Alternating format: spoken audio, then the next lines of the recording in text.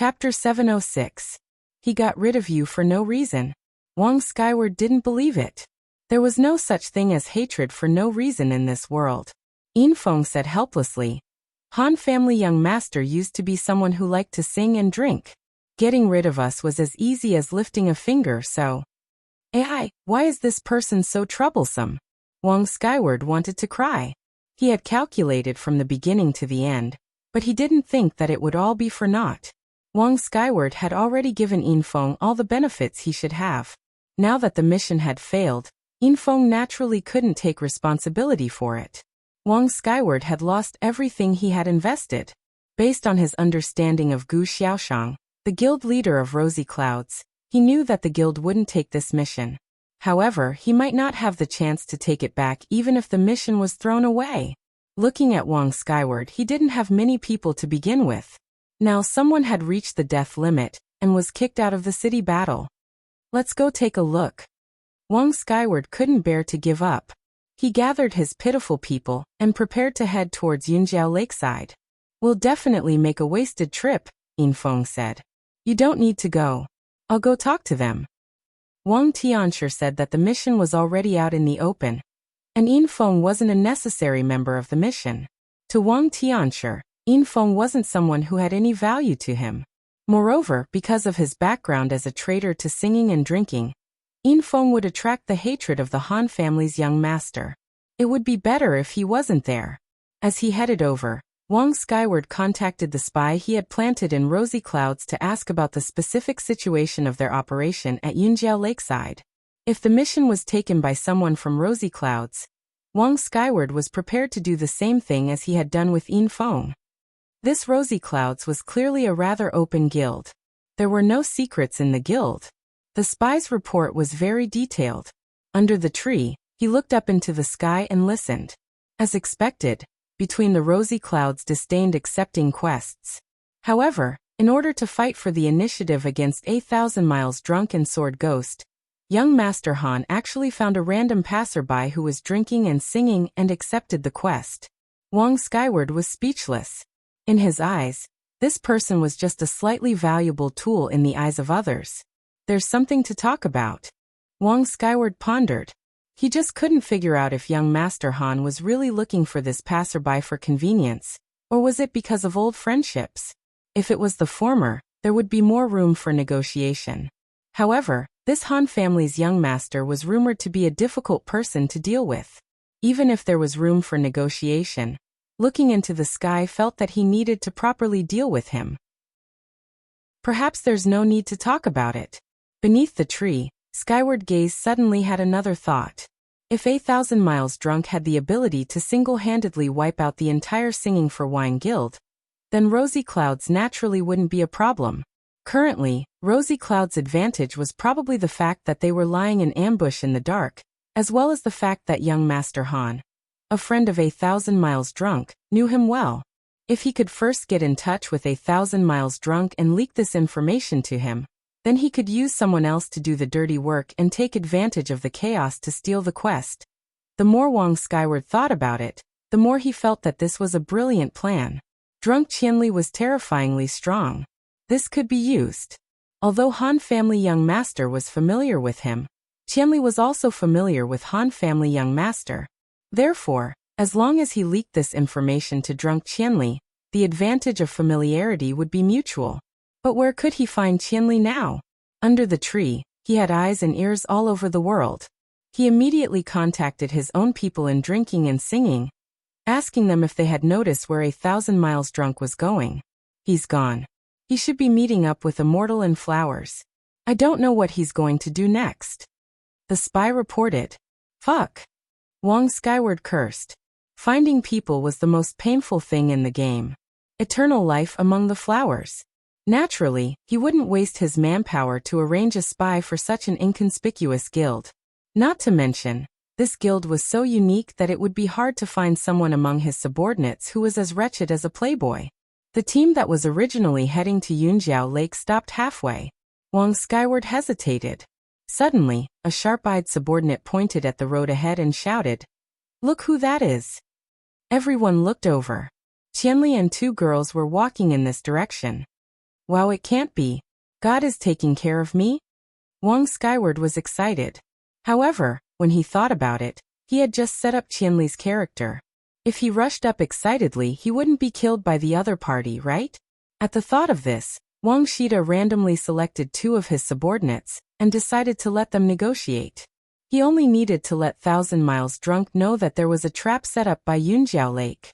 There was no need for him to do it himself. When the 2 players heard their guild leader's command, they did not show any fear. After all, they had been tortured by the Drunken Songs players back at the resurrection camp. They had long since become numb to death. Hence, they did not mind dying a second time. Hence they boldly walked towards Gu Fei's trio. There are 2 people coming.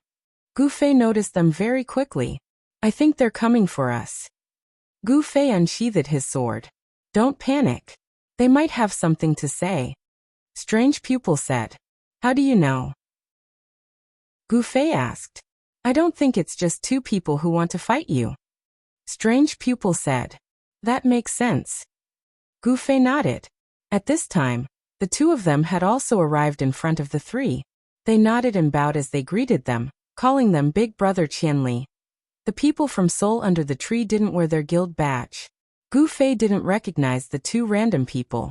Seeing that they didn't seem to have any ill intentions, he asked, Is there something you 2 need? Oh, we have some news for Brother Qianli. What is it? It has to do with your quest. My quest? Yes, Gilkino. The 2 said. You are? We are from Seoul under the tree. The 2 said. What are you up to now? Gu Fei immediately suspected that it was a trap. However, there was no need to be afraid of 2 people. The surroundings didn't look like there was an ambush. Not at all. Our quest has already failed. The 2 said. Oh, how did that happen? Sai, the person who received the quest, followed Gilkino's people to Yunjiao Lakeside. In the end, there were other guilds lying in ambush. After we were wiped out, the quest was gone. However, Gilkino is now in a small wooden house. Our guild leader said that since we didn't have the chance to do the quest, he wanted to make it convenient for Brother Qianli. He was going to send you an email. Didn't we bump into you? The 2 had thought of this beforehand. Skyfall was too good at using resources. On one hand, he wanted to use Qianli to kill them. On the other hand, he wanted him to return the favor. Oh, I see, Gu Fei said. Thank you. You're welcome. The 2 hurriedly said. We also recognize the other guild. They're from Rosy Clouds. The other person seems to be your friend, the cleric called Han Family Young Master. Oh, I guessed it was them too. Gu Fei said. That's about it. Brother Qianli, be careful. We're leaving. The 2 said. Oh, where are you going? Gu Fei asked. Over there. The 2 didn't have a specific place to go. They couldn't answer for a moment, so they randomly pointed. Over there. Oh, over there. I'll send you there. It's closer to the resurrection camp. After Gu Fei said this, he unsheathed his sword. His eyes flashed. You. What are you doing? Yin Xiaozhu was shocked. Child, you're too naive. They just want to kill you with a borrowed knife. Gu Fei said. Yes, it's obvious. Strange Eye nodded. Actually, under normal circumstances, I don't have the ability to fight against an entire guild. Gu Fei said. What are you hinting at? Strange Eye glanced at him. I'm not talking about your equipment. Even if you have that pair of rings, with this kind of preparation, fighting against 1,000 people is too much of a challenge. The reason we were able to beat back Singing Wine was because of a lot of conditions. There were a lot of mistakes in their leadership. Right now, I'm afraid that the person over there won't make that many mistakes. But the Yunjiao Lakeside is an easy place to make use of. Strange Eye said. Yes, let's talk about it later. The resurrection camp is not far away. Gu Fei, Strange Eye, and Yin Xiaozhu walked on this path because they were already prepared to go offline. Although it was during the city war, Gu Fei was still very restrained. Moreover, he didn't know where to find Gilgino at that time. He only wanted to go offline tomorrow. But now that he received this news, he couldn't help but hesitate. After Wang Skyfall and the others had sent 2 people to engage the enemy, the others had all fled far away. Now that two of them had been killed, one of them had even withdrawn from the battle. Wang Skyfall wiped the sweat off his brow. Fortunately, he had not gone. If he, as the guild leader of his guild, had withdrawn from the battle, he wondered if his entire guild would withdraw from the battle as well. Although he saw through our intention to kill with a borrowed knife, he still had to do this quest. As long as we do this, we'll have a chance to fish in troubled waters. With this thought, Skygazer and the others continued to head towards the Yunjiao lakeside. Along the way, they constantly made arrangements. Gu Fei and the others continued to walk towards the resurrection camp. Seeing the camp in front of them, Strange Eye asked, "Can you also go offline at this camp?" "I don't know. I'll give it a try," Gu Fei said. As enemies, it wasn't too much to not log off at the campsite. Gu Fei was just too lazy to go to the city because it was closer to the campsite. There were many players inside and outside the camp. The guilds that didn't make any moves would choose to set up camp in or around the resurrection camp. It was already very arrogant of Gu Fei to appear here. In reality, quite a few players from other guilds had noticed him, and some had even confirmed his identity. However, the rumors of Gu Fei destroying Singing to Wine were getting more and more frightening. As long as Gu Fei wasn't a threat to them, these players didn't dare to provoke trouble for themselves. They all pretended not to see him. Too arrogant. Strange I couldn't help but say. She regretted coming to this camp with Gu Fei. Now she and Yin Xiaozhu were exposed. Now that Gu Fei was around, these guild players didn't dare to act rashly. What if Gu Fei wasn't around? Strange I couldn't imagine what kind of treatment she and Yin Xiaozhu, who looked like Gu Fei's helpers, would receive. "We're here." Gu Fei stepped into the resurrection camp. As he spoke to the two of them, he heard a system notification. Successfully occupied enemy camp. Hold for 5 minutes. Camp will be abandoned. What's this? As Gu Fei was studying it, the players around him suddenly became restless. This was because they also received a system notification. Camp 3 has been occupied. Kill the intruder in 5 minutes. Camp successfully defended. Gu Fei walked in under the watchful eyes of the players. The players were not slow to react. When they received the notification, they immediately realized that the intruder was referring to Gu Fei. Gu Fei, on the other hand, was a little confused. This was not the first time he had stepped into the resurrection camp of the attacking side. He was sure that when he entered, there was no notification from the system. At that time, it was the guards from the system who shouted that there was a spy. When he thought of this, Gu Fei looked around. There were no guards. This was the camp that he had caused the misunderstanding. The guards were all killed by the arrogant guild players as they resurrected on the spot. It turned out that after all the guards were killed, the camp would be occupied for 5 minutes. Gu Fei had undoubtedly triggered a new setting. However, at this time, the attackers were already screaming and staring at him. Strange Eye and Yin Xiaozhu were both neutral players. They did not receive any notification. "What's wrong? We're going to fight. Log off now." At this crucial moment, Gu Fei shamelessly wanted to log off. However, the system notification said, "Any damage caused by forcefully logging off will be borne by the player. Are you sure you want to forcefully log off?" "I can't log off here." Gu Fei's face was covered in tears. In just a short while, some players had already started attacking. The experienced players all realized that capturing the encampment was very likely to affect the outcome of the city war. At this time, how could they still dare to be polite to Gu Fei? As the crowd surged forward, everyone realized that there were so many companions, which dispelled the fear in their hearts. Spells, arrows, and long-range attacks were always the fastest. Teleportation. Gu Fei pointed and teleported. When he looked back, he saw that Strange Eye and Yin Xiaozhu were both flashing with white light. When he looked at his friend list, they were still lit up. It was obvious that they had not been able to log off and had been killed instantly. Players could log off in the city battle camp, but it was not a safe zone. Therefore, logging off here was a skill that could be interrupted. Strange Eye and Yin Xiaozhu had met with this tragedy, but Gu Fei did not have the time to care about them. However, with this movement, Gu Fei was out of the resurrection camp. All the players received a loud notification from the system. Defense successful. Defense successful. Everyone was in a daze. Should they make a move on 1,000 miles drunk? What should they do if they offended this guy? The unity of the players only lasted for a second. When the danger was over, everyone started to think about their own interests again. They started to wonder if they should attack Gu Fei. This moment of hesitation gave Gu Fei a chance. Everything had happened too suddenly, and the players weren't united enough to begin with. It couldn't even be considered an encirclement. Gu Fei dove in as soon as he saw an opening. There were some players who wanted to deal with Gu Fei, but they couldn't catch his movements. The archers and sorcerers could still chase after him and attack him, but in this mess, they would naturally hurt others. It would be fine if they were from their own guilds, but if they hurt people from other guilds, it was inevitable that there would be arguments. Not long after, a few guilds started arguing. The guilds in the city battle were not united at all. Everyone was fighting for their own interests. Unity only appeared for a second when the resurrection camp was about to be destroyed. Of course, Gu Fei could not guess the complicated thoughts of the guild players. He felt that he was about to be surrounded, so he tried his best to escape.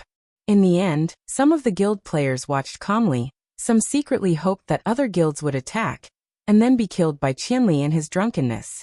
There were also some who chased after him but accidentally hurt others and turned their aggro. There were so many situations that it was even more useful than when Zhao Yun was told to capture him alive, by Cao Cao and Changban. Gu Fei left the resurrection camp without hesitation. He pulled up his friend list, and saw that Strange Eye and Yin Xiaozhu were now black. They had just revived and were clearly not seen as targets, so they went offline safely. Now that Gu Fei had escaped, the guild players began to argue amongst themselves. Those who had attacked blamed those who hadn't. Those who hadn't attacked blamed those who hadn't. Those who hadn't attacked blamed those who hadn't. Those who had been accidentally injured blamed those who had injured others, and those who had injured others blamed those who had been accidentally injured for being narrow-minded. In short, it was a complete mess. Everyone was criticizing each other, and their voices could be heard hundreds of meters away. In this situation, only the big guilds could control the situation. The system notification that the resurrection camp had been conquered was received by all the players from the attacking guilds. Even the guilds who were not at the resurrection camp were very concerned about the situation. When they received the notification that the resurrection camp was successfully defended, everyone heaved a sigh of relief, but they also asked what had happened. This, I'm afraid it's a setting in the city battle. After asking about the situation, the strategists of the various guilds began to analyze. If all 7 camps have been conquered, where are we going to resurrect after we die? Also, those neutral players are also using these resurrection points. Someone was puzzled. If that's the case, I'm afraid it will be considered that we have failed the siege, and the city battle will end. Everything will return to normal, and we will resurrect back to where we came from, someone deduced. Damn, how did it end up like this? The various guild leaders were very depressed. The siege had not made any progress so far, and their own resurrection camp had actually been counterattacked by the enemy. This made their hearts beat faster. The problem was that there were only 2 known enemies, and they had already caused such a ruckus. If there were a few stronger guilds, what would the situation be like? Also, the guards of the system had always been defending the city. Would they counterattack? If they did, with their tyrannical strength, wouldn't surviving on the resurrection camp for 5 minutes be a piece of cake? Qianli is too much of a scourge. We can't let him be so arrogant. We should work together and suppress this guy. A guild leader suggested. At this time, the guild conference in Cloud City was once again held, and they were discussing the resurrection camp that had almost been conquered. The guild leader who raised this argument in grief and indignation was none other than Against the Current. The guild leader who had just been humiliatingly beaten into space by 1,000 miles drunk. Chapter 707. The guild leaders looked askance at him. It would not have been strange if anyone had suggested this, but it had to be someone who suggested it with righteous indignation. Everyone's mood was a little strange. They could not help but feel like they were being used, and they immediately felt very resistant. Below, the Tree Souls guild leader, Skyward Tree, was aware of a setting that the other guilds did not know about. and that was that there was a death limit for players who participated in the city war. Once they died a certain number of times, they would not only be grounded in the resurrection camp, but they would also be completely eliminated from the city war. Skyward Tree knew that these guild leaders were hesitant to chase after Qianli's drunken. A large part of the reason was that they felt that even if they killed him, so what?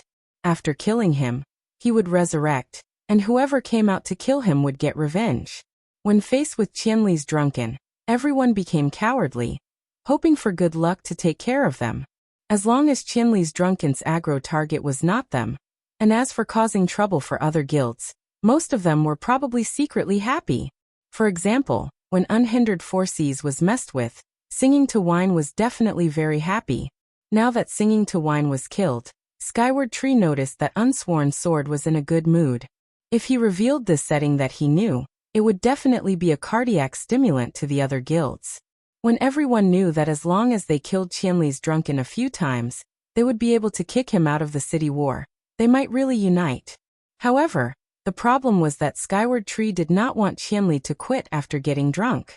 He was still hoping that Qianli would cause a ruckus at the Cloud Suburb Lake while he waited for the opportunity to get that quest back. Although the Skygazing Guild was small, it had great ambitions. Moreover, he had no place to speak at this time. His guild was so small, and there were hundreds of guild leaders at this time. He was at the bottom of the list. If it wasn't for his wide network, he might not even have received this news. Although he was here now, the guild leaders of small guilds like him were basically spectators at this time. They just had to wait for the big guilds to make a decision, and decide whether or not they wanted to carry it out together. In terms of speaking rights, they didn't even have as much say as the core members of the big guilds other than the guild leaders. As one of the 5 guild leaders of level 6 guilds, Gu Xiaoshang was of course specially invited. When he heard that everyone was talking about dealing with Qianli's drunken, and saw that most of them were cowering, he could not help but feel angry. He stood up and glared at everyone. Isn't it just chasing after Qianli's drunken? Our guild has been chasing after him. If you want to kill him, then come with me. What's the point of having a meeting? When Time Reflection saw that Gu Xiaoshang had stepped out to speak, he immediately felt that things were going to be bad. As expected, Unsworn Sword also stepped out and said solemnly, "That's right. Qianli's drunken is the defending side, and there's no doubt that he's an enemy. Do we even need a meeting to discuss whether or not to kill him? What a joke. Reigning Forces has nothing to say. If we see him, we definitely won't let him go. Haha. Is it you guys who won't let Qianli's drunken go? Or is it Qianli who won't let you guys go?" A mocking voice came from somewhere in the crowd. "Who is it?" Unsworn Sword roared. These words were undoubtedly poking at his scars. Guild leader Unsworn. At this moment, Countercurrent actually stepped forward and patted Unsworn's sword, a look of understanding in his eyes. He felt like the fox mourning the death of a rabbit. Right now, just like Reigning Forces, he had suffered a huge setback. 1,000 people couldn't even beat Qianli's drunken. Moreover, his situation was even more tragic than Unsworn Swords. At the very least, Reigning Forces still had the environment of catapults and the like in city battles, while they were truly fighting one-on-one against 1,000. Although a mistake in their tactical arrangements allowed Qianli's drunken to take advantage of a loophole, this kind of explanation was untenable. Moreover, their defeat magnified the terror of Qianli's drunken. In any case, it was all negative effects. Everyone knows what happened between us and Qianli. We lost, I have nothing to say, but I hope everyone can understand that Qianli's drunken isn't as scary as everyone thinks it is. Our defeat was due to a mistake in our tactics. All this while, we have grasped an important piece of information, and that is that Qianli's drunken is quite lacking in mana. After many observations in actual combat, we can see that his mana output is 4 dual flame flash or AoE spells, followed by a fireball or lightning spell. We originally planned to swarm him after exhausting his mana, but we didn't expect that his mana problem had already been solved. Our miscalculation was ruthlessly dealt a heavy blow by him. And the 2 major classes, thieves and archers, suffered heavy losses. Those who are familiar with Qianli's drunken know that these 2 classes are absolutely necessary to deal with Qianli's drunken. We lost the effective support of these 2 classes, So we chose to retreat. Right now there are rumors out there, saying that our guild's 1,000 people were wiped out by Qianli's drunken. It's not like no one saw the Battle of Cloud Ridge. As for what the truth is, everyone can go and inquire. Qianli's drunken is very difficult to deal with. But as long as we unite as one and attack as a group, hundreds of thousands of people are afraid of one person. Don't you all feel ashamed? Go against the current. I believe your words. But the problem is, I heard that Qianli's drunken is a cunning and cruel person who will seek revenge for the smallest grievance. To be honest, I don't know what the other guild leaders are thinking, but I am quite afraid of his revenge in the future. It's fine if it's the city war now. At worst, we won't get any points because of him, but what if his revenge continues in the future? In the future, if he sees any of your guild members in Cloud City and kills them, what should we do? In the future, we will all move together in a game with hundreds of thousands of people? That's impossible, right? We are a small guild with a total of 50 people. And even if we all gather together, I'm afraid we won't be able to do anything to him. When that time comes, who will protect us? This young president spoke out the thoughts of many other presidents. At that time, they would have to worry about this killer coming out to cause trouble every day. How would they be able to continue the game? However, when Upstream heard this, he laughed. However, before he could say anything, someone squeezed out of the crowd and said angrily, "Bullshit, is Qianli that kind of person?" Everyone looked over. Slender Waist Dance, the colleague of reborn Amethyst Qianli, was said to be his good friend.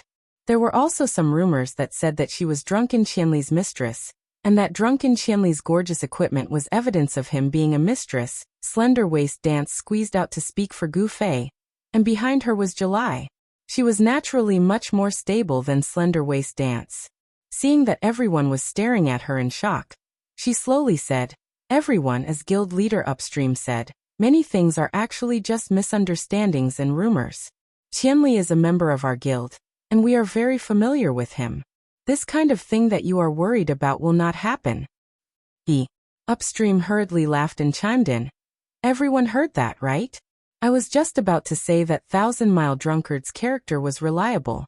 Right now, it's nothing more than a confrontation set by the system. There are no personal grudges, and it will attract revenge in the future. If there are still guilds that are worried, you can take off your guild badge and cover your face. That way, you won't have to worry about exposing your identity. When everyone heard this, they felt that this idea was reasonable, and the voices of agreement suddenly increased. When Slender Waist Dance heard this reaction, she scratched her head and said, July, what did we do?" July smiled bitterly. "We proved Qianli's character, so everyone has nothing to worry about, and is ready to unite and kill Qianli." "Is that so? That's great. I'll let this brat be arrogant again." Slender Waist Dance was furious. This city war was very painful for the guild players. Even Slender Waist Dance had died 3 times. On the other hand, Qianli, when he got drunk, left the guild and became a city defender. He seemed to be having fun, coming and going, and becoming a disaster for the guild players. Slender Waist Dance had always been competitive with Gu Fei, and now that she felt that she wasn't as glorious as he was, she didn't feel good about it. Sigh, Amethyst probably won't be able to get any points in the city war. Why don't we see what Qianli can do as a city defender? July said. That won't do.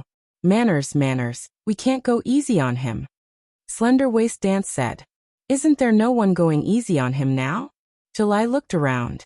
Compared to her and Slender Waist Dance's attempt to prove Gu Fei's character, against the current's idea of wearing a mask and badge was much more considerate.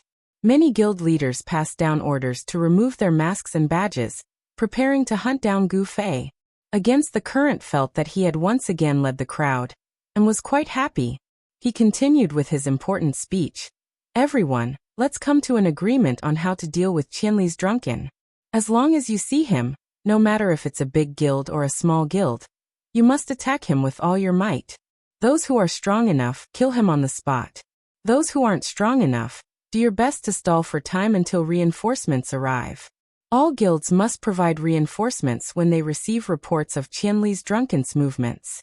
With this kind of collective action, do you think Qianli's drunken is just one person? That's right. The crowd cheered.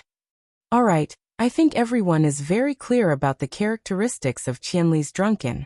From now on, if you see Qianli's drunken, immediately notify all guilds. Against the current announced. Only the guild leaders had come to participate in the gathering. The guild members were still scattered all around Cloud City. At this moment, the guild leaders who had come to participate in the meeting passed on the spirit of the meeting. In an instant, there were hundreds of thousands of eyes looking for Gu Fei. Practically in the next moment, in the 4 directions of north, south, east, west, north, and south, there were a total of 23 people suspected to be 1,000 miles drunk. Black robes weren't a unique equipment. Although many mages in Cloud City didn't dare to wear them for fear of being misunderstood, it wasn't an absolute rule. As for the night streamer, it was a relatively small target. If you weren't close enough, you wouldn't be able to see it. Moreover, Gu Fei didn't necessarily need to carry the sword around. He had a pocket. The guild leaders who received the report were sweating profusely. Against the current's brain worked quickly. He immediately said, "Everyone, why don't we give an order for all the mages in our guilds to not wear black robes, even if they are naked?" "That's a good idea." The guild leaders praised and immediately gave the order. Another person suggested, "Why don't the other classes change their equipment as much as possible? Let's make it so that if there's anyone wearing black around Cloud City, we'll know that he's Qianli's drunken." Good idea. Everyone praised and continued to give the order. Thus, the entire guild was united. Those with equipment changed their equipment, and those without took off their equipment. In an instant, the players with black equipment took off their black clothes in all 4 directions of Cloud City. Gu Fei was hesitating in the crowd. He was considering whether to go back to the city and log off, or to continue observing the quest at Cloud Suburb Lake. Suddenly, he noticed that the players around him were behaving strangely. They all took off their guild badges and looked for a cloth to cover their faces. After a while, many suspicious gazes floated around his body, and then suddenly, many people started to take off their clothes. What's wrong? Just as Gu Fei was feeling lost, many people had already finished taking off their clothes. Thus, he suddenly became the center of attention. How fast was Gu Fei's reaction? Recalling the people who had just taken off their black clothes, he immediately realized that this was a very targeted activity.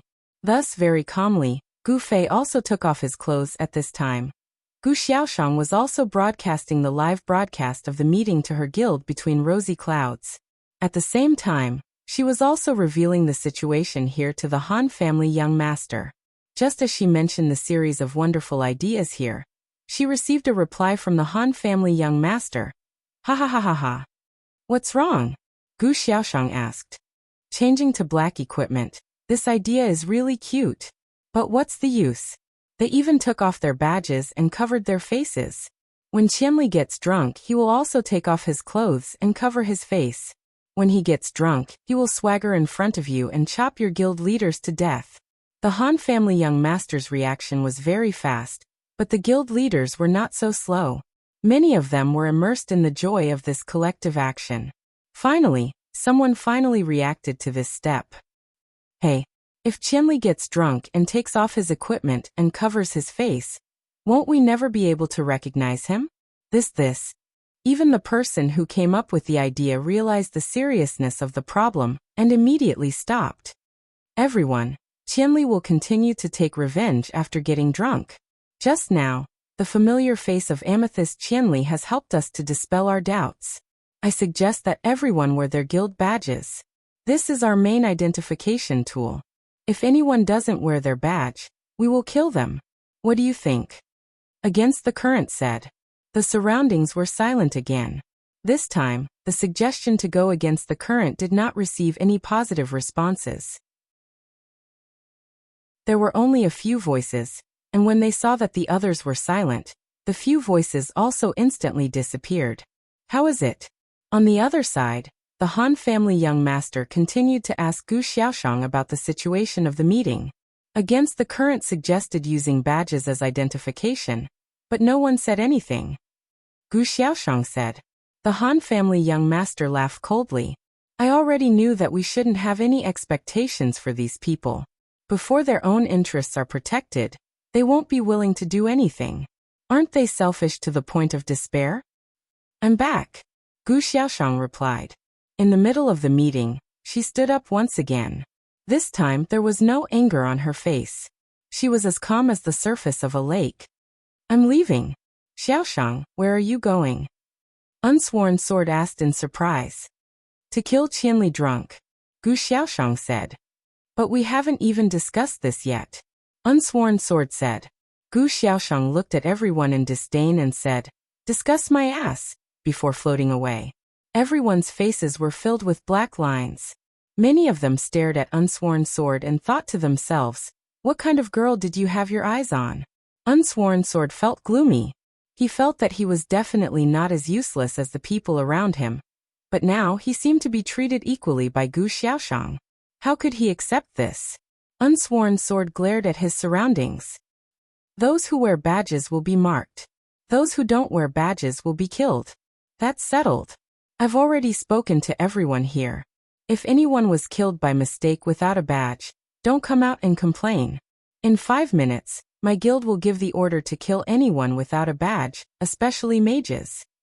Unsworn Sword said. That goes for us too.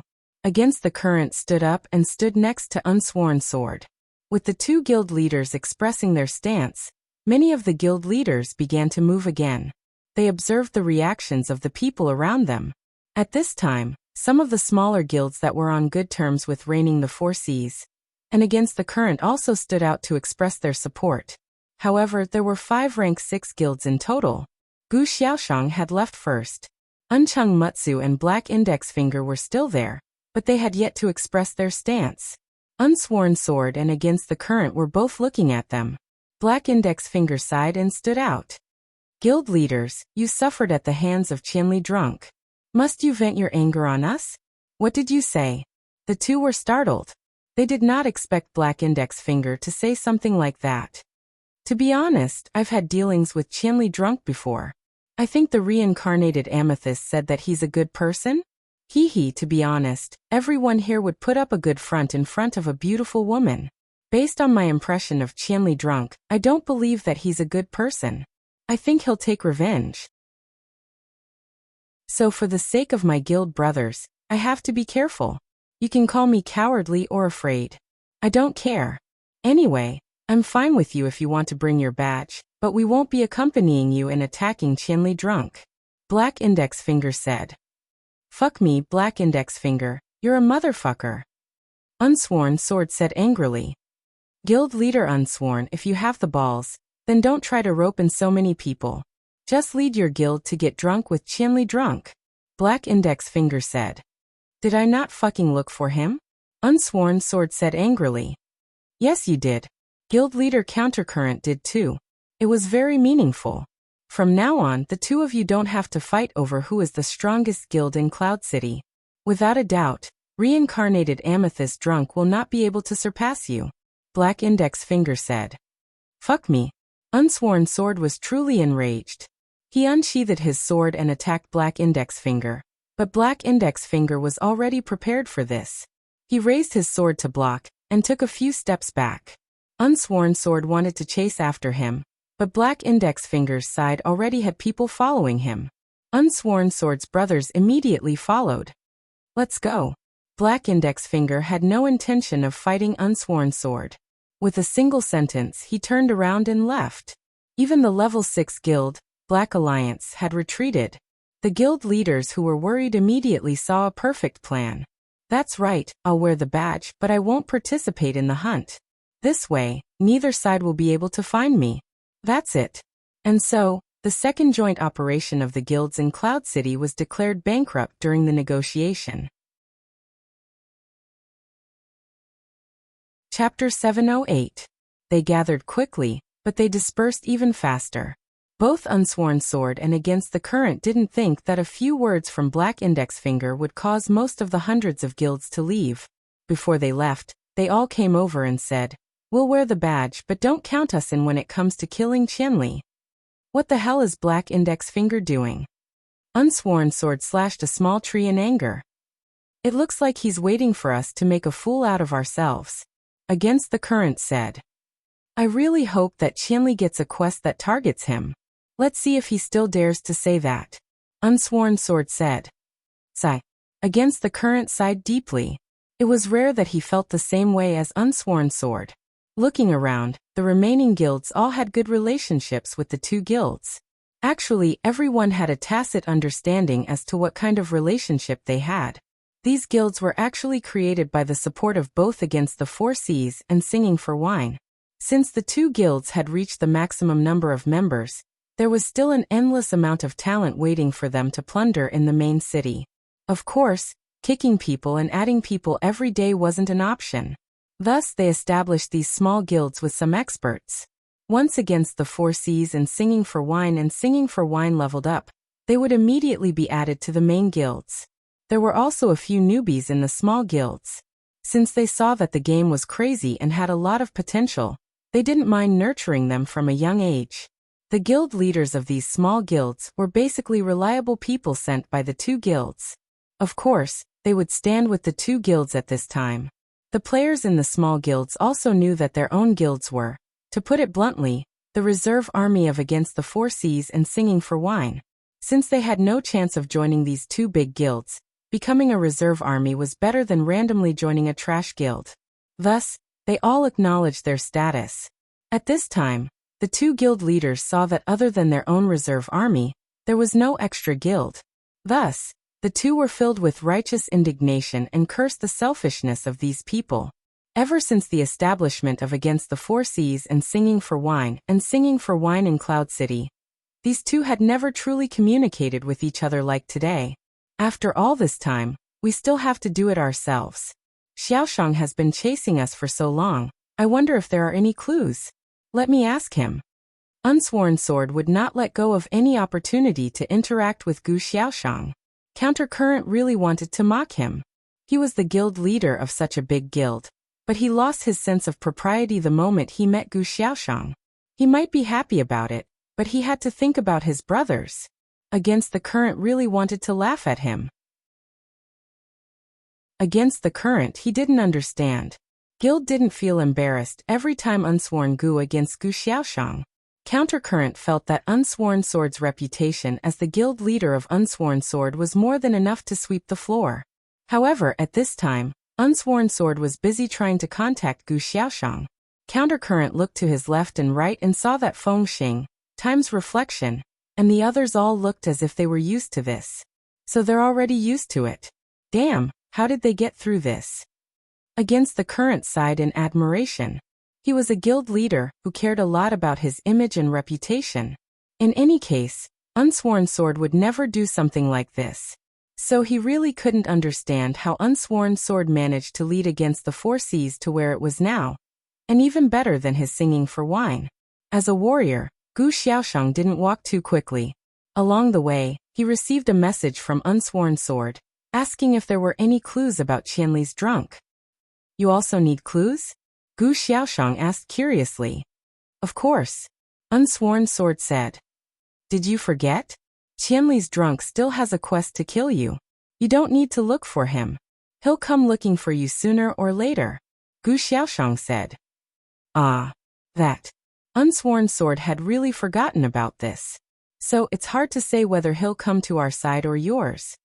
Gu Xiaoshang said. So let's gather together. That way, we won't lose anything. Unsworn Sword tried his best. Oh, we're at Cloud Suburb Lakeside. Gu Xiaoshang said. Cloud Suburb Lakeside. Unsworn Sword was excited. That was a holy land. His biggest dream was to hold Gu Xiaoshang's hand and stroll along Cloud Suburb Lakeside. He didn't think that the opportunity would come so quickly. He wasn't prepared at all. Unsworn Sword's excited expression quickly showed on his face. Reflection of Time, Against the Current, and the others all looked at him. Windwalker was a straightforward person, so he asked, What are you so happy about? Cloud Suburb Lakeside, holding hands with Little Shang. Oh no, joining hands. Unsworn Sword said excitedly. Why are we going there? Everyone was confused. That place was far away from the battlefield. Probably because the environment is good? Unsworn Sword was almost drooling. His thoughts were completely different from everyone else's. reflection of time, and the others rolled their eyes.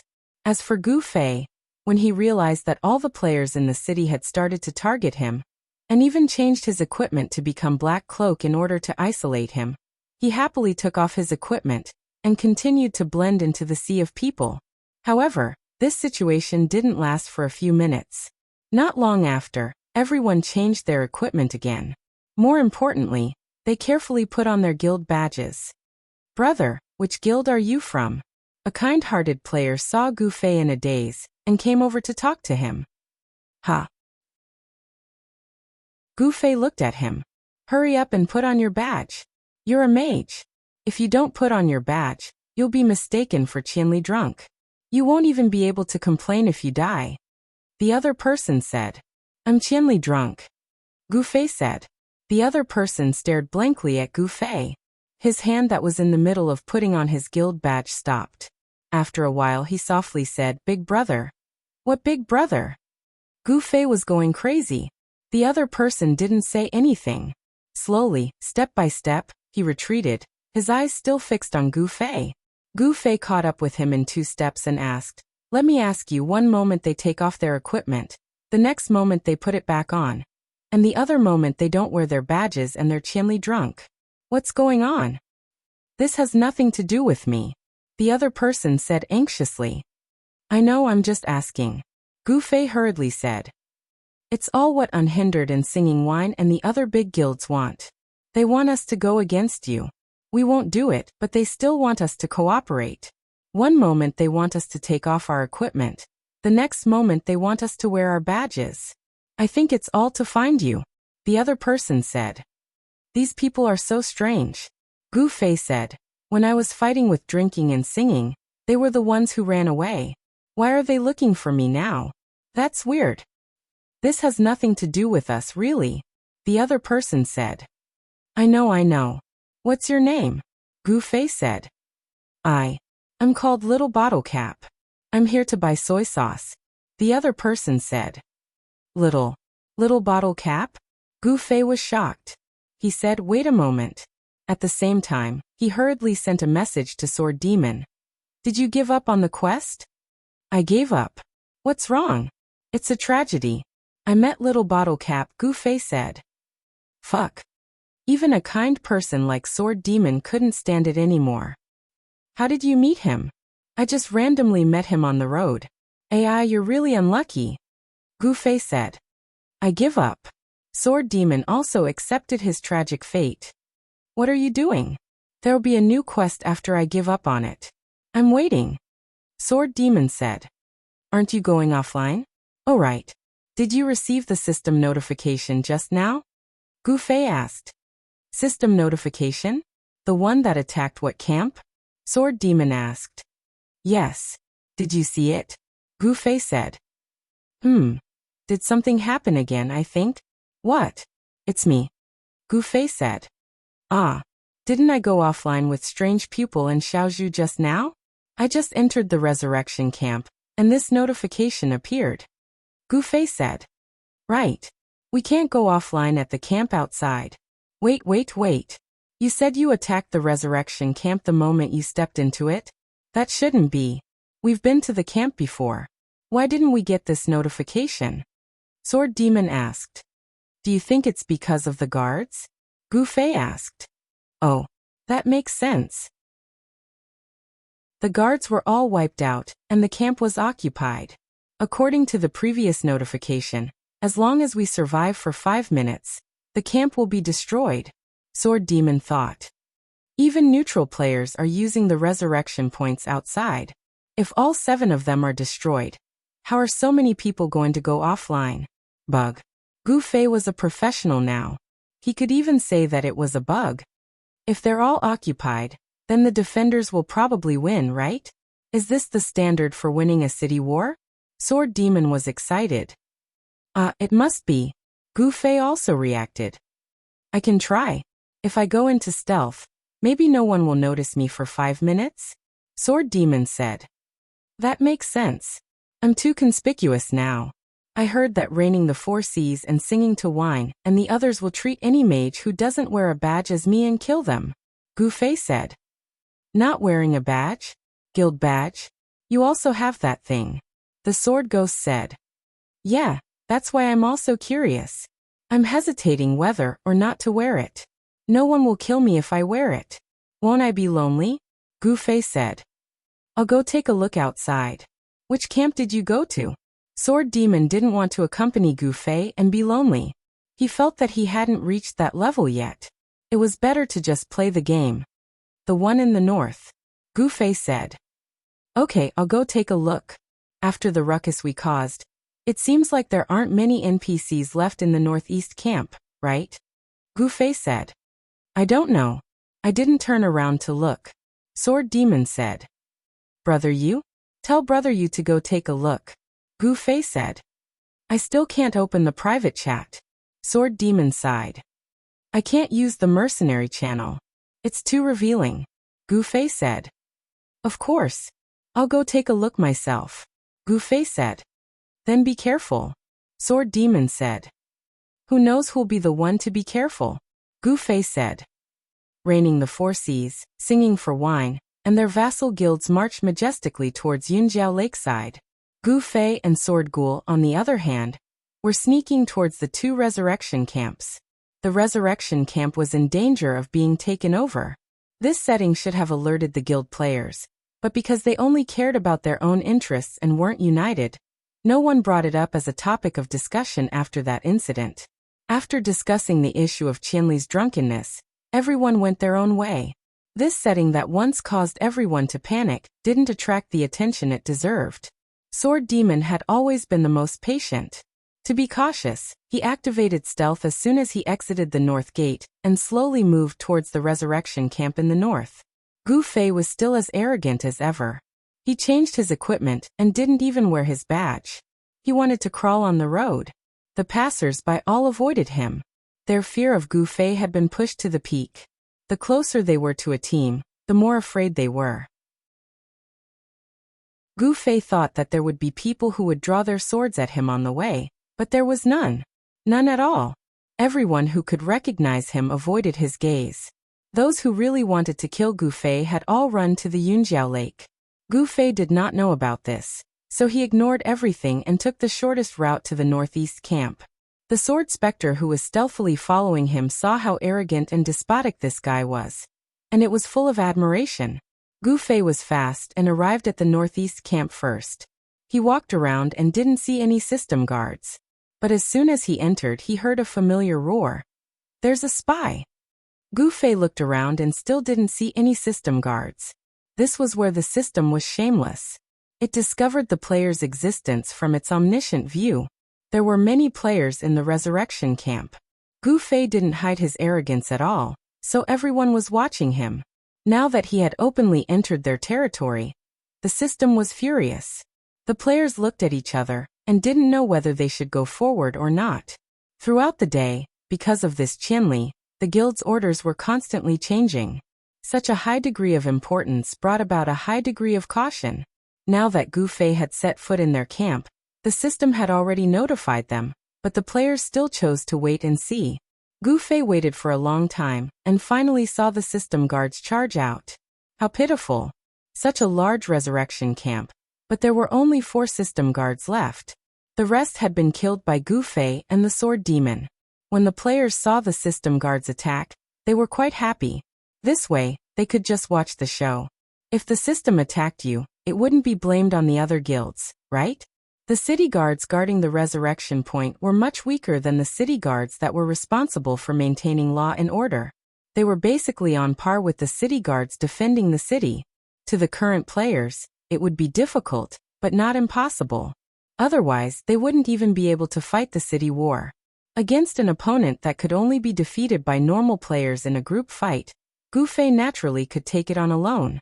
However, there were 4 system guards in front of him. Gu Fei went up to test his sword and felt that the situation wasn't looking good. The system guards weren't strong, but they had a lot of HP. Gu Fei could only slowly whittle them down. However, the players around him were all enemies. If he didn't move now, who knew when they would all charge at him? If that happened, his efforts would be in vain.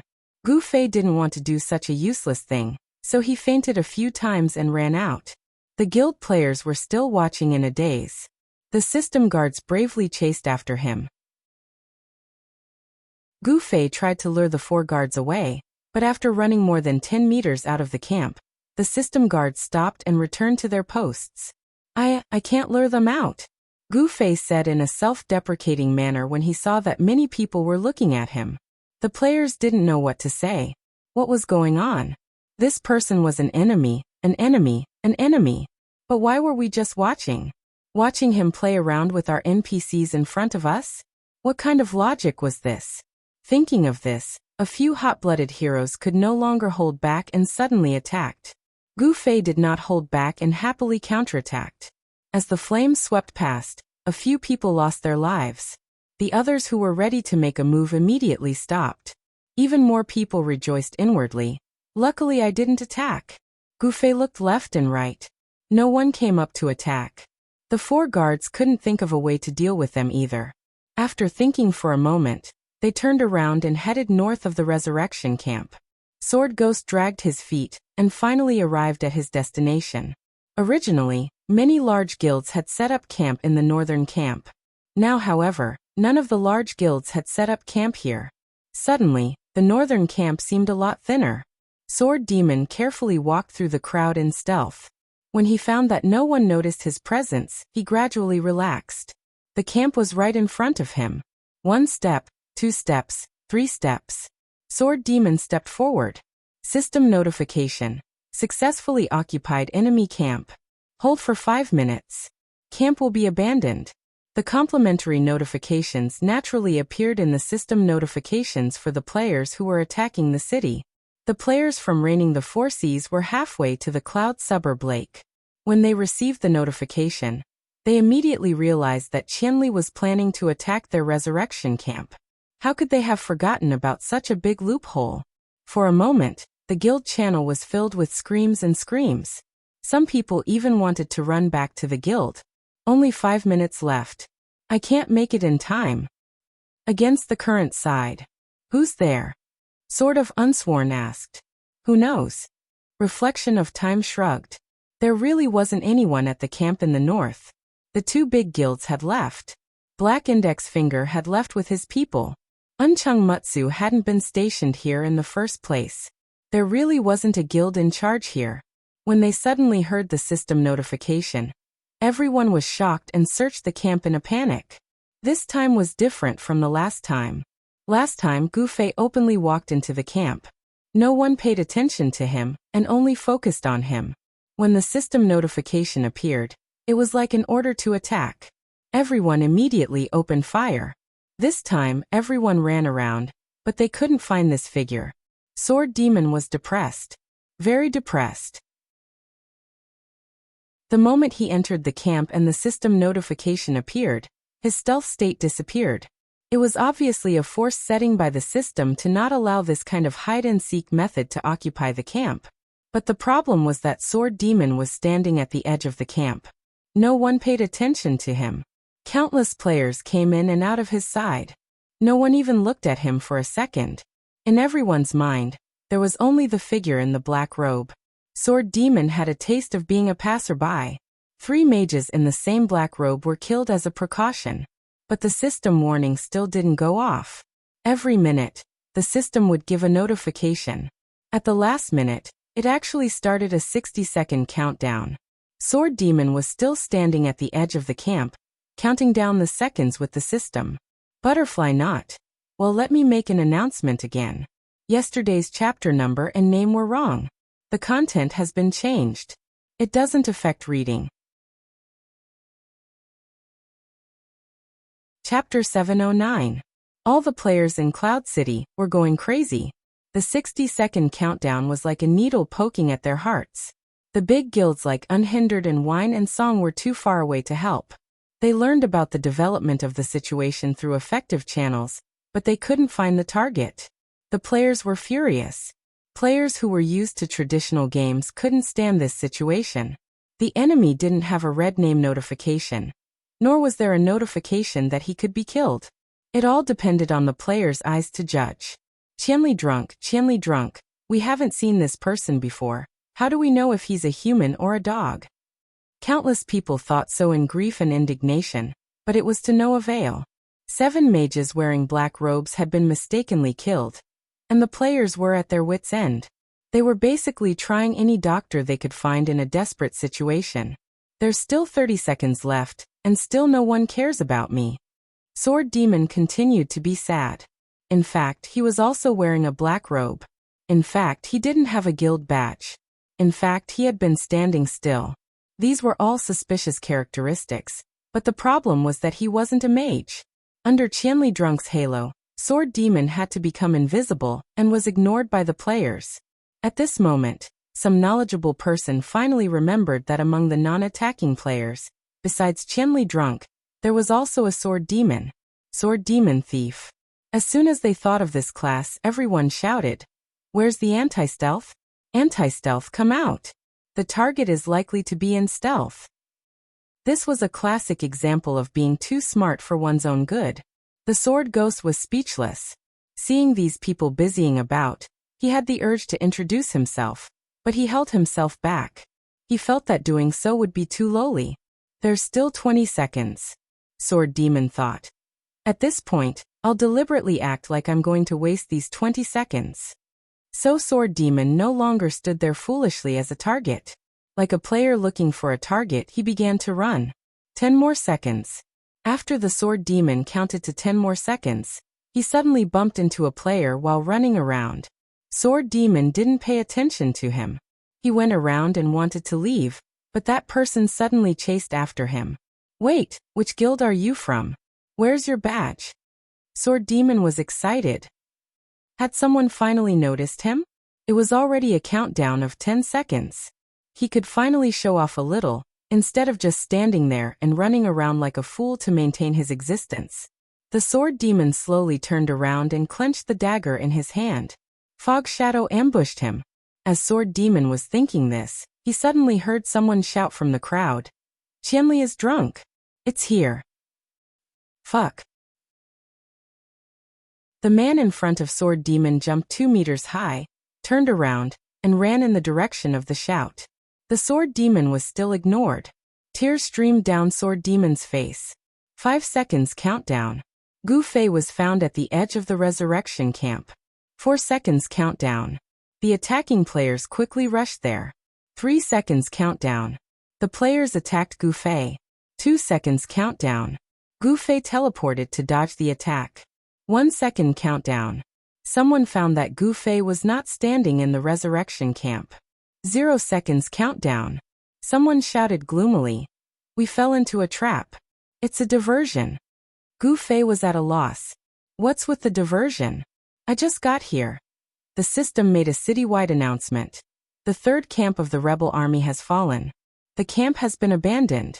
This area will maintain the offline save function, but it will no longer be used as a resurrection area." The originally simple but imposing camp instantly changed its style after the announcement. The word abandoned became its new theme. Although there were still so many players here, it did not change its bleak background. The flags became tattered, the tents became crooked, the watchtowers and wooden fences were surrounded by weeds, and some even had mushrooms growing on them. This was the scene of the camp after it fell. Whether it was the victorious side, Gu Fei and Sword Demon, or the defeated attacking players, they all admired the scene after the change in surprise. Sword Demon did not continue to stay.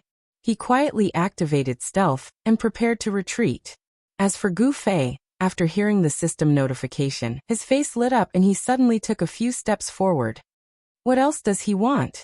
Many people were still paying attention to Gu Fei. The invasion had succeeded and the camp had been abandoned. But this guy still wanted to step forward.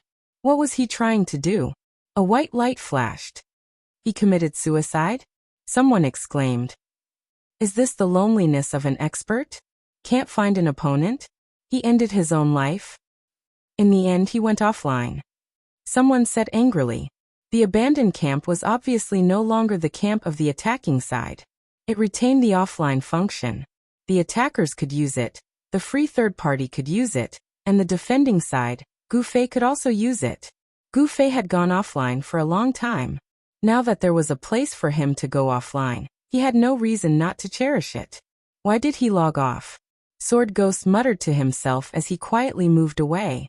He had wanted to discuss with Gu Fei about how occupying the enemy's camp would affect the city war, but who would have thought that the first effect would be to give Gu Fei an area where he could log off? So he quickly took advantage of it. Fuck. Han family young master, who was far away by the Yunjiao lake, smashed his fist angrily. This can't be helped. There is no system assistance in identifying targets in the game. It's not easy to find a specific target in 5 minutes with just the eyes of a player, especially when the target is likely to deliberately disguise himself, Gu Xiaoshang said. Han family young master was expressionless. I'm not targeting this. Then what? Gu Xiaoshang was puzzled. Fuck, Qianli went offline after getting drunk. Tell me, is there such a player? It's the weekend, and the battle is such a big thing, yet he still keeps going offline on time. What kind of quality is that? Huh. Han family young master was furious. This. Gu Xiaoshang didn't understand either. For example, in her Rosy Clouds guild, there were more than 1,000 people. About half of them were crazy about the game, while the other half were more restrained. They only treated the game as a supplement to their lives, not the focus of their lives. It was these people who expressed their determination to persevere during the battle. Everyone drank and ate to their heart's content, got enough sleep, and went online to participate in the battle. Maybe he just went offline to relieve himself. Gu Xiaoshang said. If one was hungry, sleepy, or needed to pee in real life, they would feel it in the game. They had to go offline to relieve themselves. When a team was active in a parallel world, they were most afraid of people going to the toilet. They couldn't force people to go offline. If they wanted to go to the toilet, they had to rush back to the main city to go offline. In fact, it wasn't just for team activities. Even individual games hated this problem. Players used this as an excuse to appeal to the officials for the right to go offline freely. However, it couldn't be helped. It wasn't that the officials didn't want to go offline freely. It was just that they couldn't achieve it with the technology. Thus, everyone could only continue to hold back their pee. The officials were also troubled by this problem. They couldn't think of a suitable solution for the time being. They couldn't possibly appeal to everyone to drink less water for the sake of the game, right? Everyone knew that drinking more water was good for one's health. The game company didn't dare to promote the game like this. Therefore, the only solution they could think of was to adjust the respawn points to cover the entire map and not limit it to the main city. The game company's planners called this plan the Public Toilet Construction Plan. It couldn't be more appropriate. Gu Xiaoshang's guess was indeed possible. However, 10 minutes passed and Gu Fei was still nowhere to be seen. Han family young master's meticulous plan at Yunjiao Lake seemed like a complete joke. This guy is really something. He still has a mission on him. This is a two-way quest. Isn't he afraid that the other party will complete it and cause him to fail? Gu Xiaoshang complained. Yes, he's not afraid. That's why I said he's a bastard. Han family young master had been suppressing his hatred for a long time. Now that Gu Fei had gone offline, he had lost his target and urgently needed to establish a new one. Their plan had become a joke, but Sword Without Oath and Against the Current still arrived with their troops. Both of them were worried. Their camp had been abandoned, and they felt that the situation was getting more and more complicated. Could it be that Qianli's drunkenness would cause them to lose in the end? Xiaoshang. Seeing Gu Xiaoshang, Sword Without Oath put away his gloomy face and released his elegance. He's here. Gu Xiaoshang said. He's here.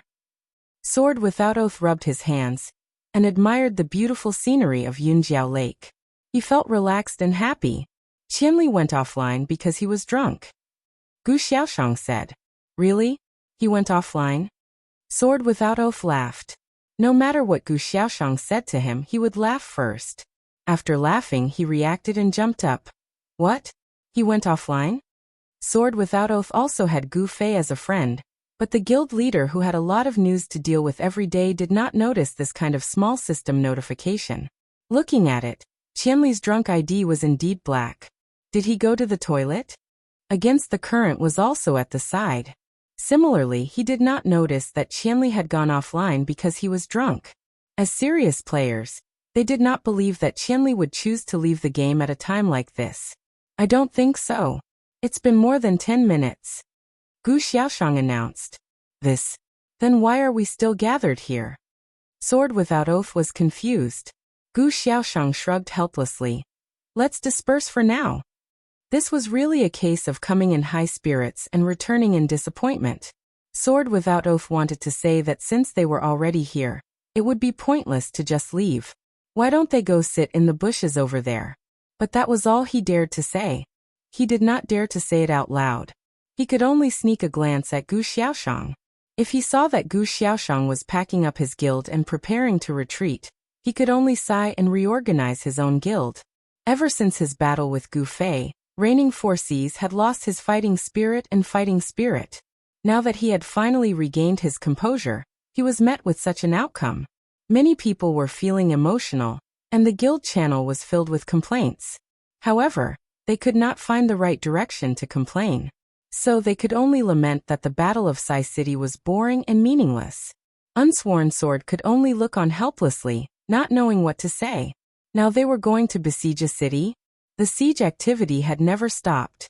However, the more players died, the less effective the destruction they caused. The players could tell that the quests that existed in the city war weren't just for decoration. It was impossible to take down the city just by charging and killing. Perhaps they had to complete certain quests in order to obtain victory in the city war. The problem was that the quests did not give any hints. Everyone was walking around aimlessly. Naturally, the more they walked, the more bored they became. However, there was a huge quest hidden at Yunjiao Lakeside. Crouching in a small wooden hut 30 miles away. Seeing that his family members had arrived, he really wanted to go out and meet them. However, Han family young master was still in the hut and had no intention of going out. He did not know what to do at that moment. Gu Xiaoshang had come to discuss with him about Qianli getting drunk and going offline. He had also heard it. Now he gathered his courage and went up to Han family young master and asked, Qianli got drunk and went offline? What should we do? What else can we do? Let's disperse. Han family young master finished the wine in his bottle, threw the empty bottle away and walked out. He's leaving just like that? What should I do? 30 miles away was at a loss. Carefully looking around, he slowly walked out of the small wooden hut. Han family young master had already walked far away, ignoring him. 30 miles away was confused. He still had a quest. Wasn't he bait? Why didn't anyone want him anymore? Ambushing players kept coming out from the bushes, heading in the same direction. 30 miles away he was looking for Jiang Jinjiu, his brother who had gone through thick and thin with him. However, he was not able to find Jiang Jinjiu. Instead, he was seen by Shan Xiling. 30 miles away. Fuck, where did you run off to? Why didn't you reply to my message? Shan Xiling ran over and grabbed him. It's a long story, 30 miles away said. Where's Jiang Jinjiu? Is he with you? Shan Xiling asked. Yeah, I'm looking for him, 30 miles away said. Did you two run away when the fight started? Shan Xiling's face darkened. I heard that Qianli got drunk and went offline, 30 miles away said. Don't talk nonsense, you two, Shan Xiling said with disdain. Let me tell you. 30 miles away secretly looked around and went up to Shan Xiling. I have a quest on me right now. Quest? What's there to be surprised about? I have one on me too, Shan Xiling said. TCH, it's not the kind of quest you're talking about, 30 miles away said. Large-scale quest? Shan Xiling paled. It's the quest that Yin Feng and the others took away. I got it back, 30 miles away said. You got it back? Shan Xiling repeated. Thanks to a series of opportunities I got it back, 30 miles away said. Still looking around, he didn't see the Han family young master, Gu Xiaoshang, or anyone in the clouds paying attention to him. 30 li away, he was finally convinced that after getting drunk for 1,000 li, people would no longer think of him as a useful person. No one would pay attention to him anymore. If there's a quest, why aren't you telling the president? Find a way to complete it, Shan Xiling said. Don't worry, it's a long story. Where's Jiang Jinjiu? Let's find this brat first. 30 miles away said while sending a message to Jiang Jinjiu. Jiang Jinjiu replied with his coordinates. The two of them went over and found Jiang Jinjiu tied up like a rice dumpling in the grass by the lake. Shan Xiling was shocked and quickly went to untie him. Looking at his mouth, he found that someone had stuffed a rag into it. How did this happen? Shan Xiling didn't understand. Han family young master, that bastard. Jiang Jinjiu cursed. After cursing, he looked around and asked 30 miles away. Is he gone? He's gone. That person really can do what he says. 30 miles away exclaimed. At the same time, he was glad that he had been following that person's orders. Otherwise his fate would have been very bad. Fuck. Jiang Jinjiu spat out 3 mouthfuls of mud. What the hell is going on? Shan Xiling couldn't understand. The two of them spoke one after another and told him everything that had happened. A blessing in disguise. Shan Xiling was very happy, not understanding the bitterness of the two of them. Go find the guild leader. Fan Xiling's loyalty was very high, so he immediately reported.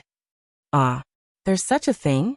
When Countercurrent heard this, he was so happy that he couldn't close his mouth. 1,000 Miles Drunk had already made up his mind to deal with them. And now that he found out that the quest had somehow landed back on him, he was overjoyed. He didn't pursue the matter of the two running away at the last moment. With this quest, Against the Current was even more concerned about Qianli. He hurriedly went to find Gu Xiaoshang. President Gu, tomorrow Qianli will definitely come online. How should we deal with him? Although the Sword of No Oath was carrying the unstoppable 4 Cs with it, its eyes were constantly searching for Gu Xiaoshang. When it saw that the Sword of No Oath had suddenly gone up to Gu Xiaoshang, it was very surprised and confused, and hurriedly went over as fast as it could. Just as Gu Xiaoshang was saying, "We'll talk about it tomorrow," Unsworn Sword had already come over with a cheeky smile. "What are you talking about?" Against the Current did not say anything. There was no doubt that Gu Xiaoshang knew about the quest. In fact, it could even be said that Gu Xiaoshang had no intention of stealing the quest, which was why the quest had fallen to him. However, Unsworn Sword was someone with a criminal record, so Gu Xiaoshang really did not want this kid to get involved. At the same time, Against the Current was afraid that Gu Xiaoshang would ignore him and tell him the truth. With this woman's unrestrained personality, she would definitely do that. Against the Current was a bit nervous. "Tell me how we'll deal with Qianli when he gets drunk tomorrow," Gu Xiaoshang said. "Little Shang, you arrange it. We'll listen to you." Unsworn Sword expressed his loyalty. "We'll talk about it tomorrow." Gu Xiaoshang still said the same thing. "Then what will your guild do now?" Unsworn Sword saw that Against the Current was silent, and was quite happy.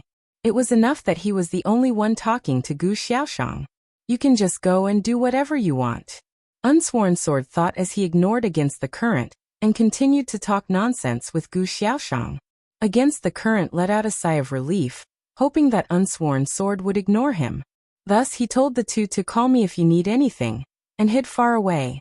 And there was another group of people who hid even further away than he did. Looking up under the tree was waiting and waiting to reap the benefits. In the end he received news that Qianli got drunk and logged off, canceling all operations. Fuck. What kind of person is this?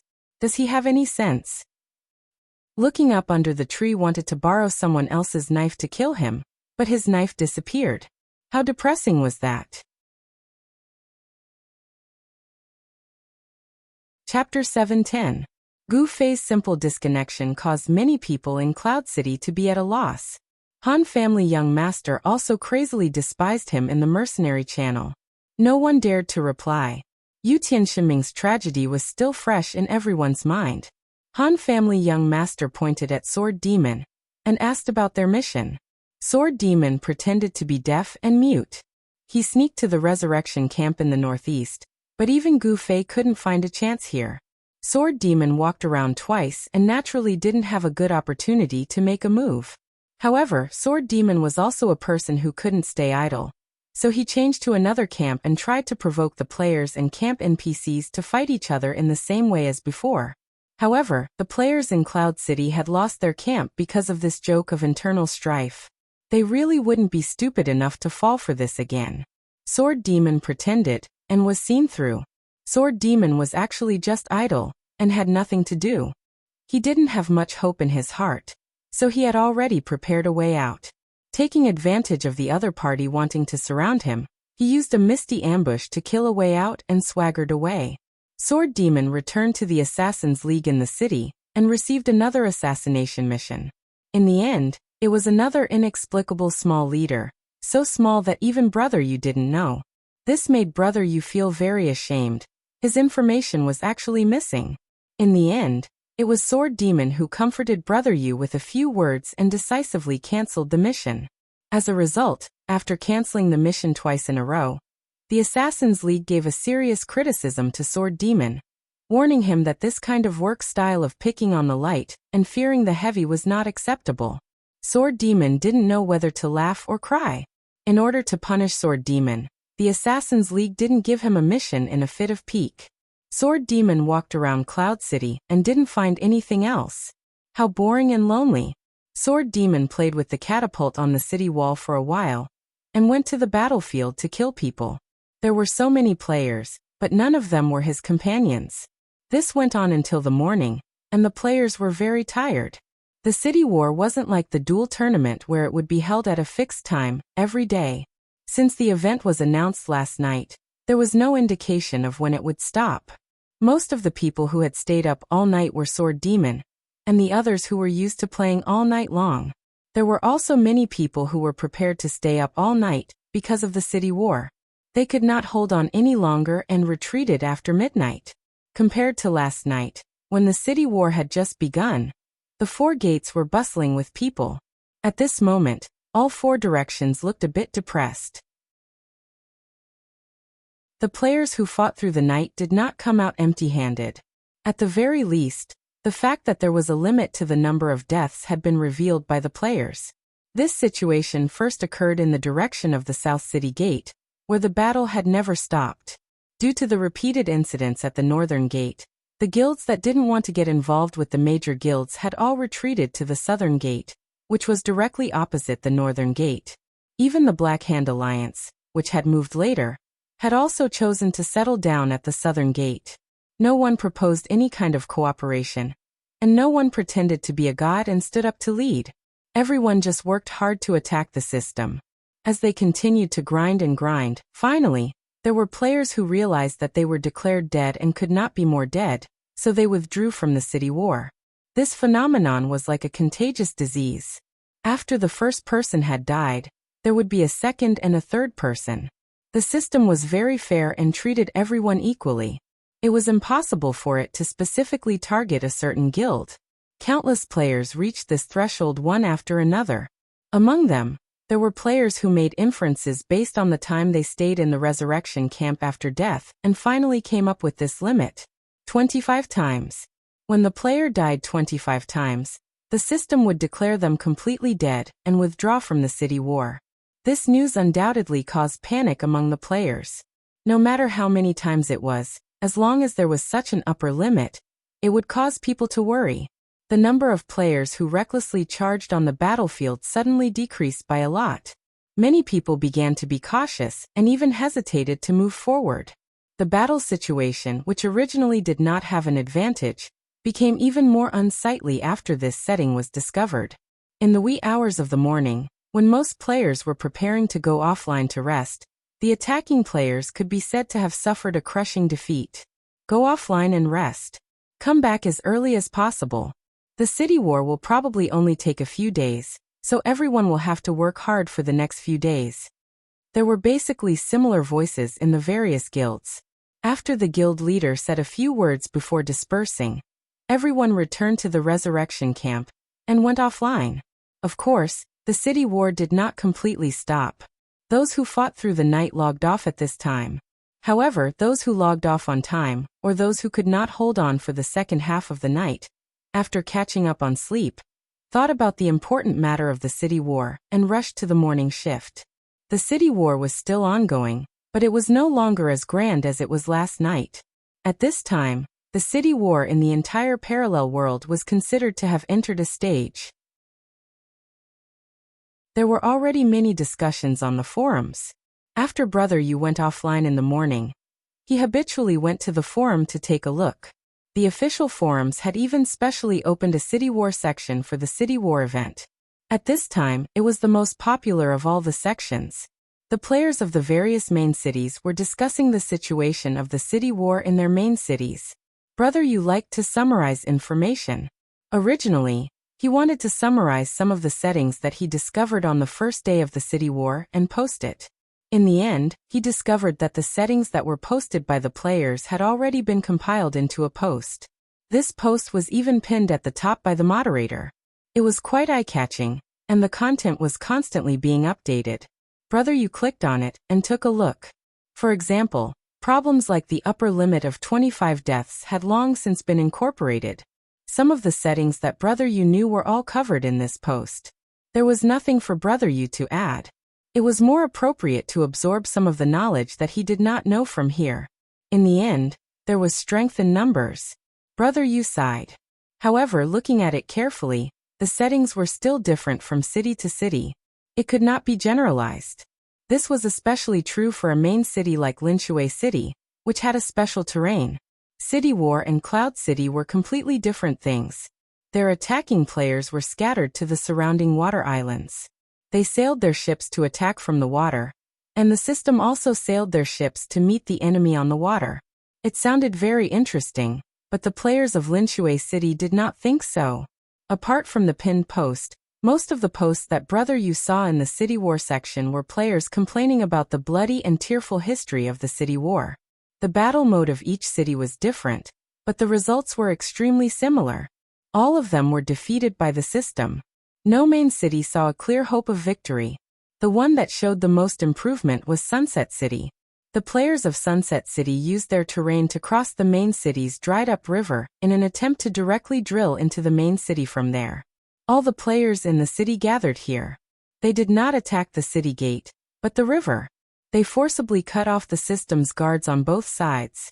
They resisted the system's pincer attack and stone smashing, vowing to die to climb in. However, when they climbed to the front, they found that the shameless system had already blocked the river. However, the players of Sunset City did not give up. They believed that this was a way to win, and they were prepared to dig through the river with one heart. According to the poster, by the time he posted, he had already dug a big hole. Everyone believed that sooner or later they would be able to dig through. This spirit of persevering in labor in the face of the system's killing was unanimously praised by the players who replied. Many main city players claimed that they wanted to learn this spirit and go back to digging the wall. The matter of the outer city, Brother Yu also looked at it as a joke. After looking through the sea of posts, he finally found something related to Cloud City. The post with the most clicks and replies made Brother Yu sigh in admiration. Qianli, oh Qianli, you really are so bright and outstanding no matter what. What the players of Cloud City were highly discussed about was the appearance of the defending players in their main city. The defending players may not be unique to Cloud City. In addition to Gu Fei and Sword Demon, it is currently known that Apple Vinegar, Broken Water Arrow, Little Ray, and others have entered the camp. From this, it can be seen that the camp already exists. In the case of the system not giving a clear hint, there are still many people who mix into the camp because of luck. But the problem is that such people are absolutely in the minority. Just like Little Ray, he is a defending player. What kind of storm can he set off? A person listlessly sweeping the streets, picking up stones, pushing a cart to deliver goods, simply does not attract any attention. Only Gu Fei, alone, set off countless bloody storms. The two biggest guilds of Cloud City had been drenched in this bloody rain and foul wind. It is unknown which character this player in Cloud City is. In any case, in the post from the perspective of these two major guilds, desperately accusing Qianli of being drunk. The more people read, the more they felt that this person should be the anti-hero of the two major guilds. Since the system has set up Qianli as the defending side, then it is not too much for him to attack the attacking players. What is there to complain about? It is just that he single-handedly overturned two guilds, just a little too strong. But when did being strong become a mistake? Brother Yu carefully looked at the replies of the players, and found that the players have no hatred for Qianli's actions. No sympathy for the suffering of the reigning and singing. What everyone is concerned about is, how can Qianli be so strong? One person against 1,000. How can other players survive? Could it be that this is actually anti-hero Qianli? Brother Yu thought to himself. From the final direction of the post, the players finally focused on Qianli's excessive strength. And because of this they were indignant. Using the public opinion of the players to attack Qianli, is that the Harmony Ghosts doing? Brother Yu thought of Yi Xiaowu and the others. At this time, in the game, the elite players of the major guilds have all stayed up for the night, and most of them have already logged off to rest. But in the midst of singing and drinking, the team led by Against the Current still hasn't logged off. Not only did this group of people not show any signs of fatigue, but they were also very energetic. They did not stay up late. In the few hours that they pulled an all-nighter, these characters took turns to log off to rest. Some rested more, some rested less, but no matter what, at this moment they are far more energetic than the players who were still hanging on after an all-nighter. Directly opposite the North Gate, on the abandoned Camp 3, the 212 players of the guild were gathered Against the Current. These were all core members of the guild that he deeply trusted. These 212 people, Against the Current, could all be called out by name. They could be said to be the mainstay of singing and drinking. These 212 people may not have an absolutely balanced class composition, but they all had absolute guild loyalty. Against the Current believed that there wouldn't be any half-hearted slackers among these 212 people. At this time, they were gathered here for the guild's important quest. This time, Against the Current was completely cautious. He didn't even speak in the guild channel. The 212 people were divided into 3 teams, Against the Current, Fan Xiling, and a mage called Sea Breeze. Each led a team. Against the Current stood together with Fan Xiling and Sea Breeze. The topics that the 3 of them discussed were directly transferred to the guild channel, and if there were any suggestions, they could reply. This is the place. Are you sure? Against the Current said. I'm sure. I've asked many people to confirm. This is the place. Sea Breeze said. The 3 of them formed a triangle. In the middle of them was an empty space that belonged to the previous Camp 3. This small area had its own function, logging off and saving. Because of this function, it was fortunate enough to become the place that Qianli stepped on when he went offline in a drunken stupor. As a result, Against the Current now had their eyes on it. Fight against Qianli's drunken stupor? Not to mention the danger. The most important thing was whether or not they could find Qianli's drunken stupor to fight against him. As a result, while Qianli went offline in a drunken stupor, Against the Current found a good opportunity to directly go offline, wait for him to come back online, and then directly ambush him. Normally, this kind of situation wouldn't happen, because under normal circumstances, the offline area was a safe zone. You couldn't even touch it, let alone ambush it. But now the special thing about city battles was that there were no safe zones. Against the Current felt that this was a chance for them to eliminate Qianli's drunken stupor with minimal losses, so they couldn't miss it. Of course, eliminating him wasn't his main goal. Against the Current was still for his quest. The quest that was 30 miles away from him. According to everyone's analysis, this quest required them to kill Qianli's drunken stupor in order to obtain the next step of information from Gilgino. Or they could directly obtain the quest item from Qianli's drunken stupor. In order to be foolproof, Against the Current thought of this method. Qianli's drunken stupor was very eye-catching. At that time, he was the center of attention, so they easily found out where he went offline and Against the Current. In order to be cautious and to verify from many sources, they circled an area that was enough for 10 Qianli's drunken stupor to go offline. Against the Current believed that there wouldn't be any mistakes, so they led the players to carefully set up this area. Traps, set everything that can be set. Fill up the queue, and let him step on them as soon as he comes online. Fan Xiling commanded. If he falls into a trap, can he still teleport? Someone asked. I don't know. No one knew the skill to teleport. The teleportation distance is 6 meters. Sea Breeze said. Let's use this area as the center and stand in a circle with a radius of 6 meters. Sorcerers, practice for a bit. This radius should be enough to cover and instantly kill Qianli's drunken stupor. Wait, if we set the trap now, what if other players come online and step on it? One of the players who set the trap thought of something. This rather kill the wrong person than let him go? Fan Xiling asked against the current. I have Qianli's drunken stupor as a friend, so there will be a system notification when he comes online. However, if I'm careless, or if I give the order too late, or if everyone reacts too late, this was a serious matter. Against the current decided to be ruthless and nodded. Let's do it this way. If anyone comes up, kill them. It probably won't be so coincidental. How many people will go offline at this place? These unlucky guys can also be a good practice for us. Sea Breeze's thoughts became even more ruthless. Archers and sorcerers are the main attackers. The other classes are on standby to deal with unexpected situations.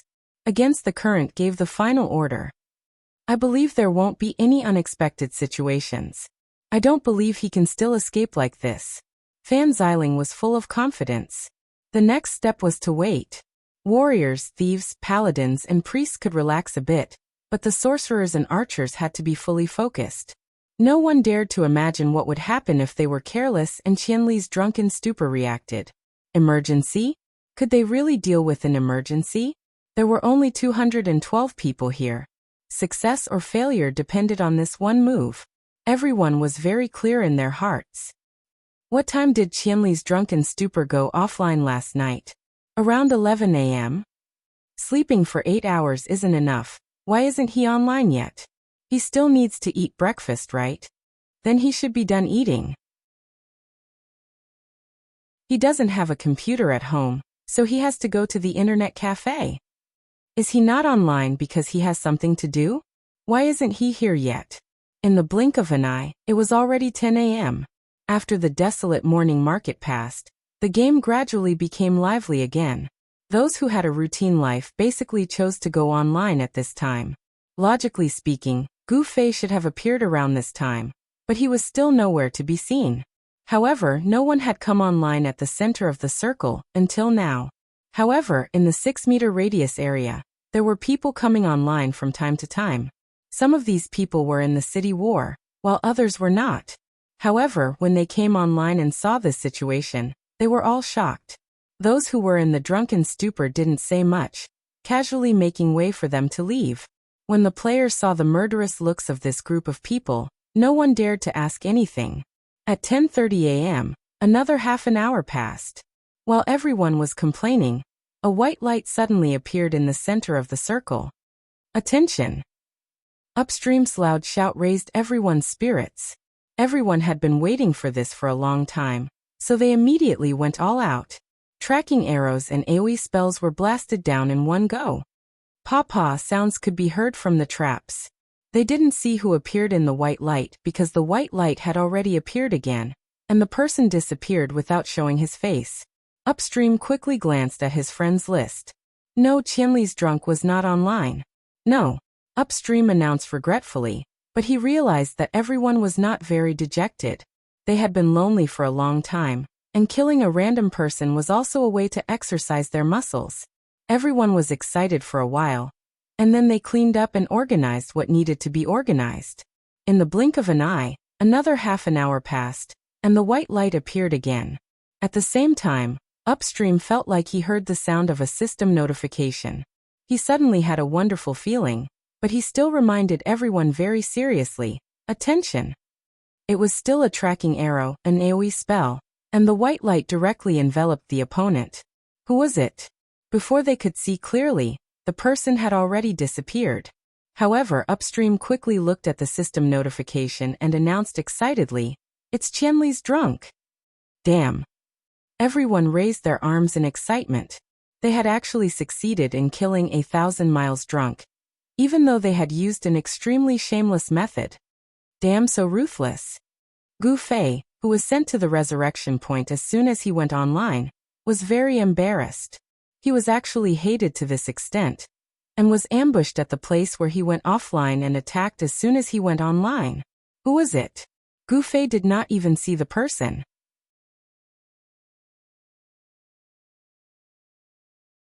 Chapter 7:11. The embarrassed Gu Fei didn't even know who the murderer was. He couldn't use the mercenary channel in the city, but it didn't seem like it was the Han family young master's doing. Other than Gu Fei, the rest of the child elite group members were offline. Gu Fei opened the quest list. Sure enough, all the quests he received after dying in the city war had failed, whether it was to find Gilgino or assassinate Sword Without Oath. Gu Fei had no choice but to go back to the two places where the quests were issued to see if the NPCs had anything to say about it. Outside the city, the 212 people who had successfully killed Qianli drunk were so excited that they couldn't calm down for a long time. The guild leader was especially excited and wanted to share this joy with others. In the end, he looked at the guild leaders who had killed Qianli drunk. Sword Without Oath and Gu Shaoshang were offline. Going against the flow swallowed a mouthful of saliva. He had no choice but to turn around and continue to high-five his brother to celebrate. Even Upstream was so happy that he forgot himself, but Fan Xiling was still calm. He was the first to run to the area where Qianli drunk was killed and carefully searched the ground. There was nothing on the ground. Fan Xiling ran back and picked it up. He was also 30 miles away. How is it?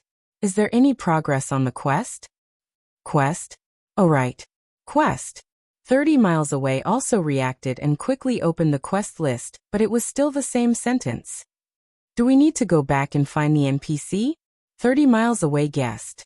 Upstream also came back to his senses and began to pay attention to the reason they were doing this. There was no system notification from 30 miles away, and there were no quest items on the ground, so the team immediately set off towards Cloud Suburb Lake. NPC Gilgino was currently stationed there. Afraid that the NPC would get lost, he went against the current and specially left someone here to accompany him. Along the way, everyone was still immersed in the excitement of killing Qianli, unable to extricate themselves. Going against the current, they felt like they had traveled back in time. He vaguely remembered that when the guild was first established, he and a few of his brothers had accepted a guild quest. After a few people had sacrificed themselves, they had finally succeeded in killing the boss and completing the quest. Everyone had also been excited for a long time. I haven't had this kind of pure happiness in a long time. It turns out that I need a strong enough opponent to stimulate me. Speaking of which, it was not that he did not have any opponents. It was just that the competition between him and guild leaders like Unsworn Sword and Unchung Mutsu required him to resort to every conceivable means. Furthermore, there was never an end to it. Even if he managed to gain the upper hand, he did not feel as exhilarated as he did now. On the other hand, a boss-like existence like Qianli drunk was very satisfying after being defeated. The people who were drinking and singing were in high spirits, singing and laughing along the way. But when they arrived at Yunjiao Lake and found Gilkino, a basin of cold water was poured over their heads. Hey, we've already killed Qianli. Don't play dumb. 30 miles away wanted to grab Gilkino. What's the point of saying this to the NPC? Shan Xiling didn't know whether to laugh or cry. She maintained her calm and looked at Upstream. Upstream was currently experiencing what it meant to be happy for nothing. Of course, killing Qianli drunk was fun, but it was only fun when there was a purpose to it. Even if no one thought about the quest before, everyone had at least one thought in their hearts, that this killing was very meaningful and beneficial. But now the meaning and benefits were all gone. Gilkino kept repeating the same words he had told 30 miles away before, which clearly meant that there was no progress in the quest at all. How could this be? There was a lot of discussion in the guild channel. After thinking for a moment, Upstream suddenly asked, who said that this quest was to be taken from Qianli drunk? 30 miles away thought for a moment and broke out in a cold sweat. He hadn't heard the NPC's prompt at all. He had only heard it from the Han family young master. But the Han family young master had used him as cannon fodder and hadn't said anything at all. 30 miles away was the most muddle-headed quest player in history. He didn't know the ins and outs of this quest at all. Halfway through, he had exchanged a few words with the NPC and had inexplicably taken the quest. From what he heard from Gilkino's conversation, someone had taken something important from here ahead of time and had to get it back. There was no evidence that this was done by Qianli drunkard. What did I say? 30 miles away stammered. Why did he say that Qianli drunk? Search the Yunjiao Lake and see if there are any clues, especially around this small wooden house, Upstream ordered. More than 200 people got to work. 30 miles away stood at the foot of the wall like a child who had done something wrong. The start of this quest is still at the crater. Come, come, come. Those who know something, come. Let's sort out the plot of this quest. Upstream ordered the people to work, while chatting with them in the channel. The person who knew the plot of the quest the best was undoubtedly the person involved. However, 30 miles away's previous quest target, Yinfeng, had already betrayed the guild. Upstream could only piece together the plot of the quest from the people who had worked with him before. Unfortunately, there were no quest maniacs like Junrain or information maniacs like Brother Estimate among the people in drinking and singing. They didn't care about the specifics of the quest at all. Since the guild had ordered them to stand guard, they only cared about doing so.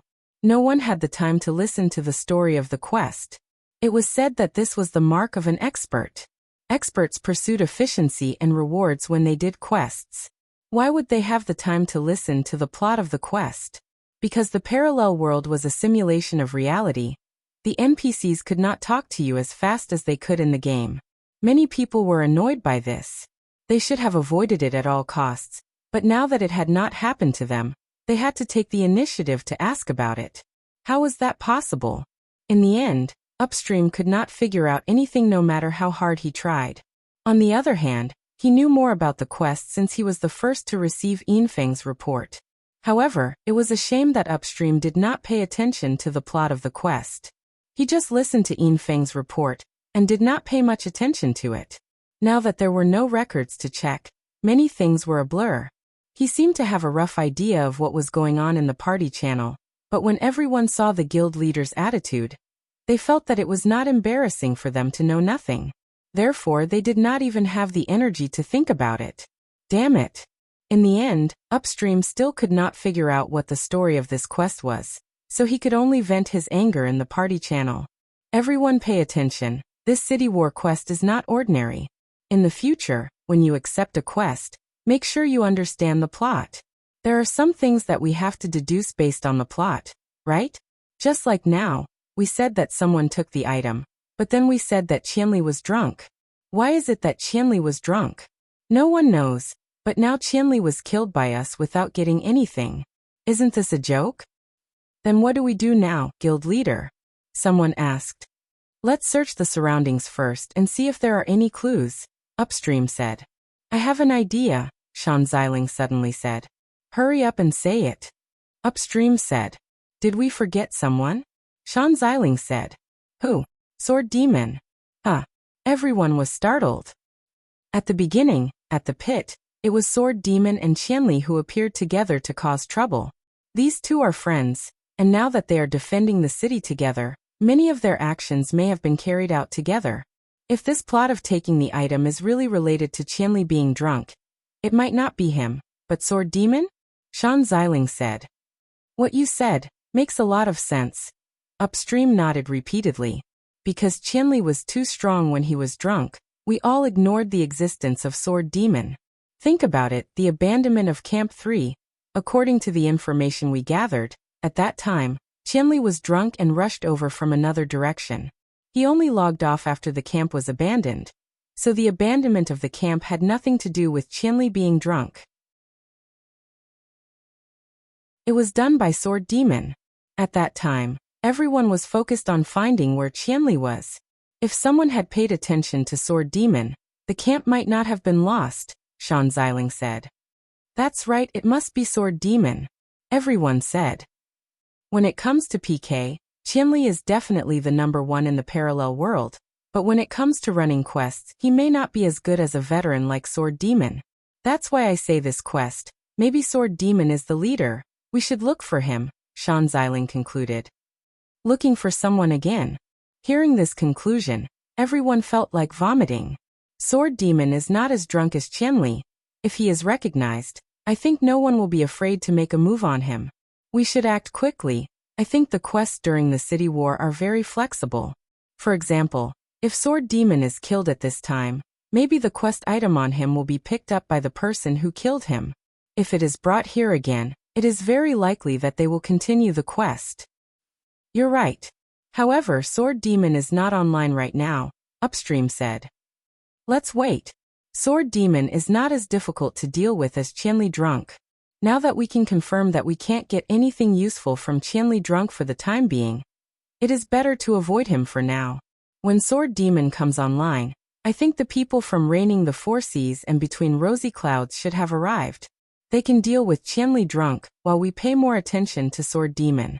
Shan Xiling's thoughts were very mature and thoughtful. Okay, let's do that. Upstream quickly decided. Everyone didn't have a good rest last night. Let's log off and eat something. We'll also be able to make use of the time difference between us and reigning the Four Seas, and between rosy clouds. Once they're online, they'll naturally organize themselves to deal with 1,000 Miles Drunk. We'll let them fight it out first. We'll come later and target the Sword Demon.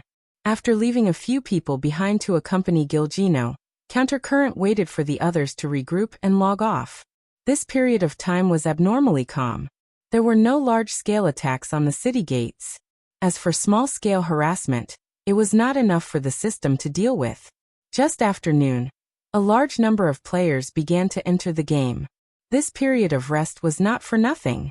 Some of them had learned from yesterday's lessons, some of them had come up with new ideas in their sleep, and some of them had learned about the combat experience of other main cities from the forums, and were ready to try it out. In short, after a large number of players had logged off dejectedly yesterday, they had regained their fighting spirit. For example, there were dozens of guilds that, after reading the Sunset City attack experience post, carried forward even more, and decided to dig a tunnel into the city. At this time, after gathering people to discuss a few words, they had already begun to carry out large-scale construction. The experts of the Child Elite group also came online one after another.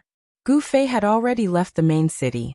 After failing the death mission, Gu Fei walked through the quest point again. Over at the guild building, he could not receive the bounty of the leader of the 100 Evils, Unsworn Sword. It seemed that the system only gave him one chance. Gu Fei was very helpless and could only change to the second of the 100 Evils, Upstream. The guards were as kind as ever.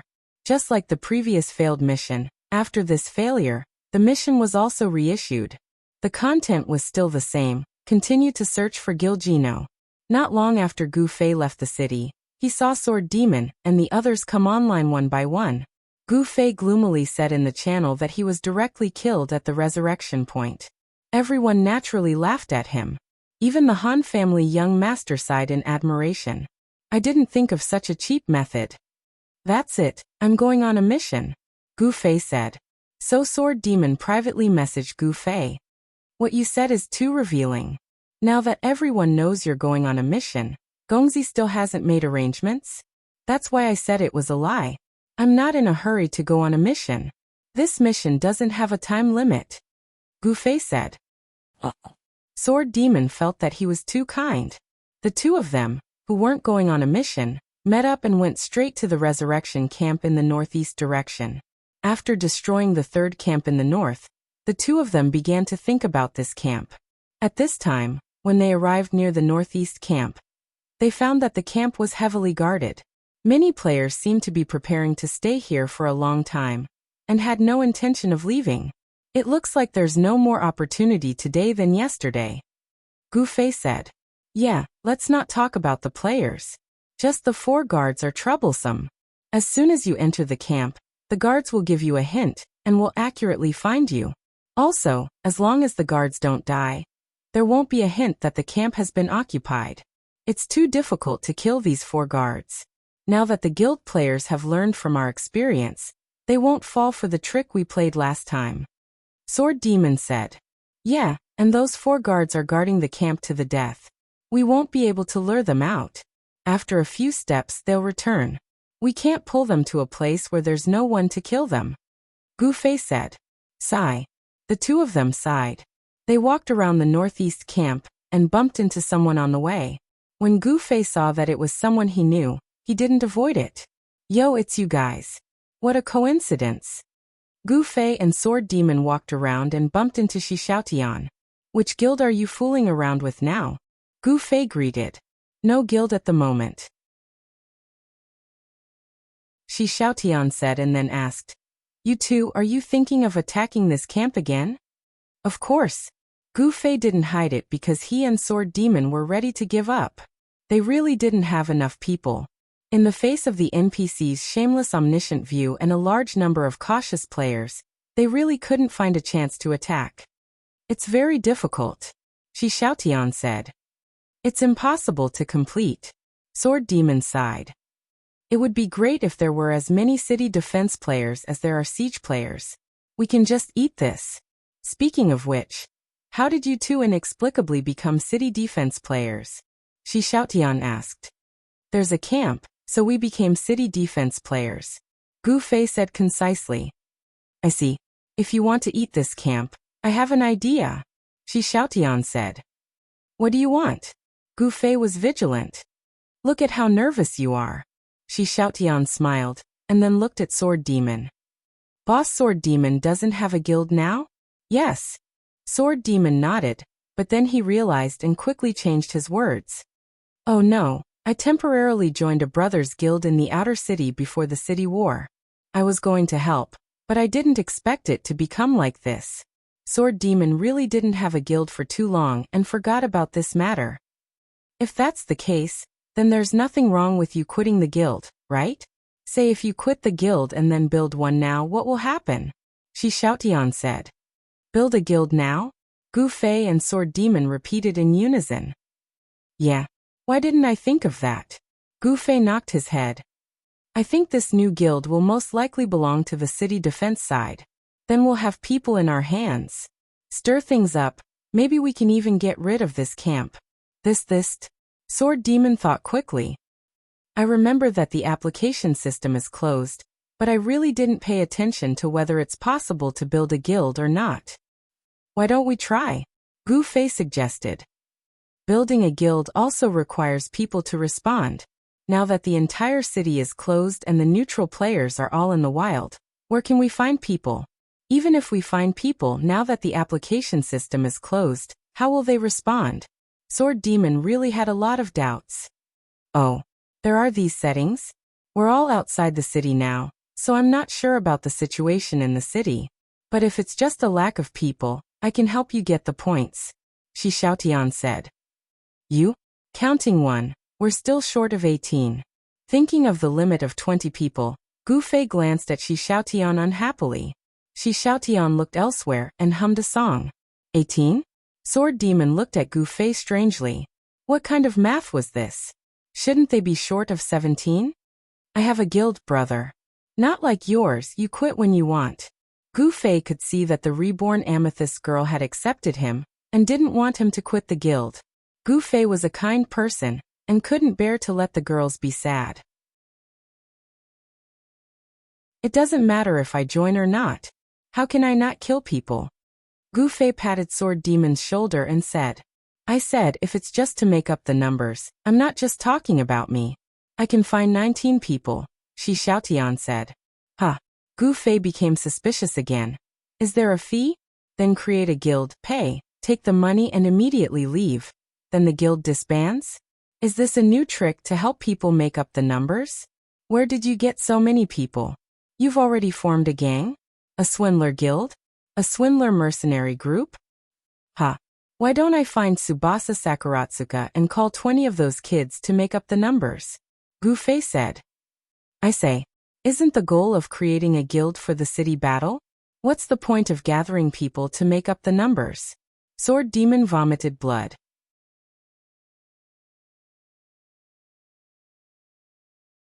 Chapter 7:12. That's true.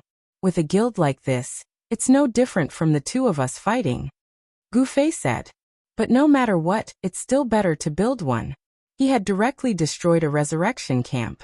If this were to be converted into points, how many points would that be? But with your current status, how would the rewards be calculated? I don't think it would be added to amethysts, nor would it be calculated to your friend's guild in the outer city? Shi Xiaotian said. That makes sense. Gu Fei nodded. As a loyal gamer, Sword Demon was also quite passionate about the rewards in the game. When he heard that the system might not release the rewards while they were busy, he felt very uncomfortable. Let's build it first. If these people can be used, then use them. If not, then we'll fight. At the very least, we can send the rewards to your guild. Gu Fei said. That's all we can do. Sword Demon nodded. Then I'll call for help. Shi Xiaotian said. Who asked you to call for help? Gu Fei said in disdain. Isn't it just 20 people? I can just wave my hand and they'll come. Shi Xiaotian pouted helplessly. Brother Yu, I'll call Brother Yu over first. Sword Demon immediately thought of this colleague of his in the elite group, a wild player without a guild like him. He's not turning on the message. It's not convenient to say it in this channel. Gu Fei said. Do you think he'll come if Gongzi calls for him now? He'll probably come in the future, but for now, I'm afraid not. Sword Demon said. He understood the Han family young master. Even if he looked down on the people around him and used them as chess pieces, he would still disdain the act of abandoning his comrades to join the enemy. Oh, then do you think Yutian can come? Gu Fei asked again. The Sword Demon was silent for a long time.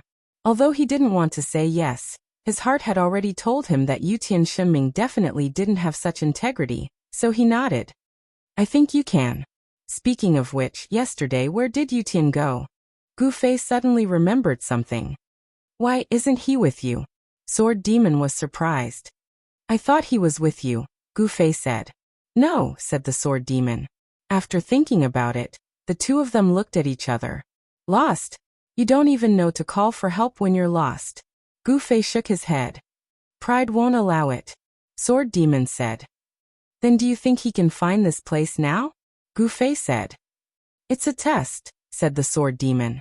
If he can't do it, then go and pick him up, said Gu Fei. Then why don't we just ask him, and then go find him? Otherwise, if he stubbornly tries to find himself, it'll be too much of a waste of time. Although the Sword Demon was very kind, he was also very realistic. Go find him. Gu Fei nodded. He originally wanted to tell Yutian Shenming the coordinates and ask him to come over, but after listening to the Sword Demon's analysis, he deeply agreed. He then asked where Yutian Shenming was, and told him to wait for them. When we see Yutian, then ask him to help us contact Tsubasa Sakuratsuka, and those brats. Gu Fei said that because he and the Sword Demon were defending the city, they didn't have any information with the attacking guilds, so they had to rely on Yutian Shenming as a middleman. The Sword Demon reserved his opinion. Frankly speaking, thinking that the foundation of his newly established guild was this group of brats, the Sword Demon felt a chill. In addition, there was also Yutian Shenming. But what was the difference between this brat and a playboy? The Sword Demon just had some expectations for Yutian Shenming, but when the two sides met, it was shattered. Yutian Shenming jogged all the way over, completely ignoring Gu Fei and the Sword Demon. He didn't ask what was going on, and went straight to Shi Xiaotian's side. Sister Tian. Yutian Shenming called out intimately. The Sword Demon was in a bad mood. Why are you still here? Gu Fei asked Shi Xiaotian. Hey, chasing people away like this is too ungentlemanly. Can't the guild bring me along to play a little? Shi Xiaotian said. What guild? Yutian Shenming, who had just been kicked out of his guild, was quite sensitive to these two words. The Sword Demon is preparing to establish a guild. You should join too, Gu Fei said. There's also Sister Tian? Yutian Shenming was overjoyed. The Sword Demon had completely lost hope in him. What are you trying to do? Gu Fei asked Shi Xiaotian. The city war has been going on for a day, and the attacking players are at their wits' end. On the other hand, the two of you defending the city are doing well. If I see the wind and steer the rudder, should I actively get closer to you guys? Shi Xiaotian honestly analyzed the facts. Wait, if the Sword Demon establishes a guild, will it be the defending side? Yutian Shenming finally shifted his attention from the beauty and began to think about the problem. I'm going to give it a try. I'm not too sure right now, Sword Demon said. Sword Demon, you have to be careful. This scourge can't be accepted. Gu Fei was still entangled in the matter of Shi Xiaotian. While persuading the Sword Demon, he also looked at Shi Xiaotian. Speaking of which, You used to think that you were a scourge and couldn't drag the guild down. Why have you changed your mind now? Do you want to find a safe haven after causing trouble? Then I can just casually find a guild to join. Do I need to be stabbed by you here? Shi Xiaotian said. That's true. Even the sword demon agreed with this statement. He had been a guild leader before and knew very well that it was absolutely easy for a girl to join a guild. If it was a great beauty like Shi Xiaotian, he was afraid that many guilds would fight over her. Let's vote. I have 1 vote, Little Tian has 1 vote. Sword demon hesitated and abstained. Qianli voted against, 2-1 passed. Yutian Shenming jeered. If I kill you two, it'll be 1-0. Gu Fei drew his sword. Don't be like this. Seeing that he was going to be the boss again, Sword Demon hurriedly came out to uphold justice. No matter what, the idea was Shi Xiaotian's. Qianli, it's not good for you to reject people like this. Boss Sword Demon is still the most reasonable. Shi Xiaotian smiled and despised Gu Fei. Inviting a wolf into the house. Gu Fei was indignant. Since it's a guild, there will naturally be guild rules. If you do something that violates the rules, there will naturally be punishment. Sword Demon said indifferently. That's right. Judging based on personal preferences, this kind of behavior is unacceptable. Shi Xiaotian said. Gu Fei really wanted to hack her to death, but after thinking about it, he endured it. He decided to see what this guy was up to, so he fiercely glared at Shi Xiaotian. Shi Xiaotian didn't care, turning her head to the side and humming a song. The construction guild needs at least 20 people. Where are the others? Yutian Shenming asked. Yutian, help me send a message to Water Depth and tell him. Sword Demon said. Understood. Yutian Shenming was now the messenger, so he immediately contacted Water Depth. Also, contact Tsubasa Sakuratsuka and ask where they are. Let's meet up. Gu Fei also ordered. Yutian Shenming did as he was told. Water Depth was the first to respond, so he naturally didn't have any objections. He even helped Sword Demon and directly kicked him out. Sword Demon, who had regained his freedom, was smug. The 4 of them went to meet up with the people from Eternal Life and Flowers. These guys were quite miserable. They were deeply despised by the guild players in Cloud City. They didn't even dare to wear their guild badge in the crowd. Otherwise, even if they didn't get killed, they would be drowned in curses. At this time, a group of people gathered in a small forest outside of the battlefield to entertain themselves. Gu Fei was puzzled. These guys' actions had nothing to do with the city war, so why did they sign up for it? Sword Demon's thoughts weren't like this.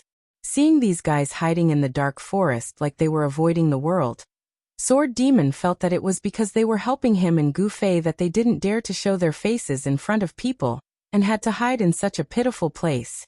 He suddenly felt that his actions of despising them were too much. Eternal Life and Flowers' betrayal was indeed very immoral, but even if he let down all the players in Cloud City, he definitely wouldn't let down him, Sword Demon. Thinking of this, Sword Demon suddenly felt that he had no sense of loyalty and hurriedly reflected on himself.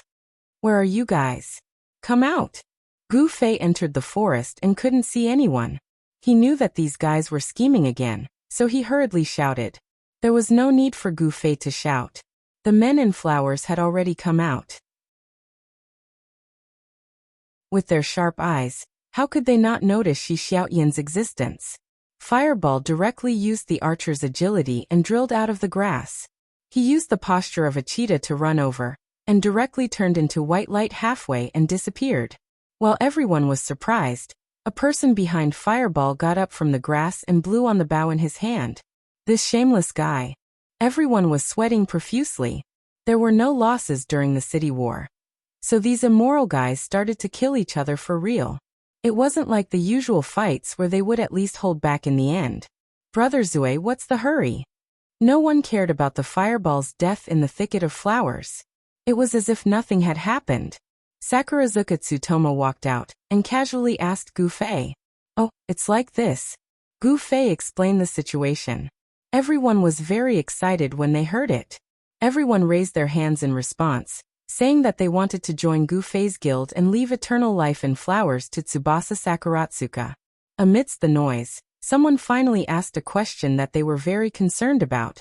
Brother Zue, after merging us, are you going to merge Amethyst as well? Huh? Am I right? Everyone asked while drooling. About that. I didn't ask them, and I didn't plan to ask. Even if he had such a plan, Gu Fei would definitely give up on it after seeing this bunch of hungry ghosts.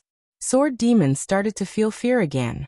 His own guild had a bunch of girls who didn't know how to play games, and a bunch of players who only knew how to play girls. What kind of guild was this? Oh, I see.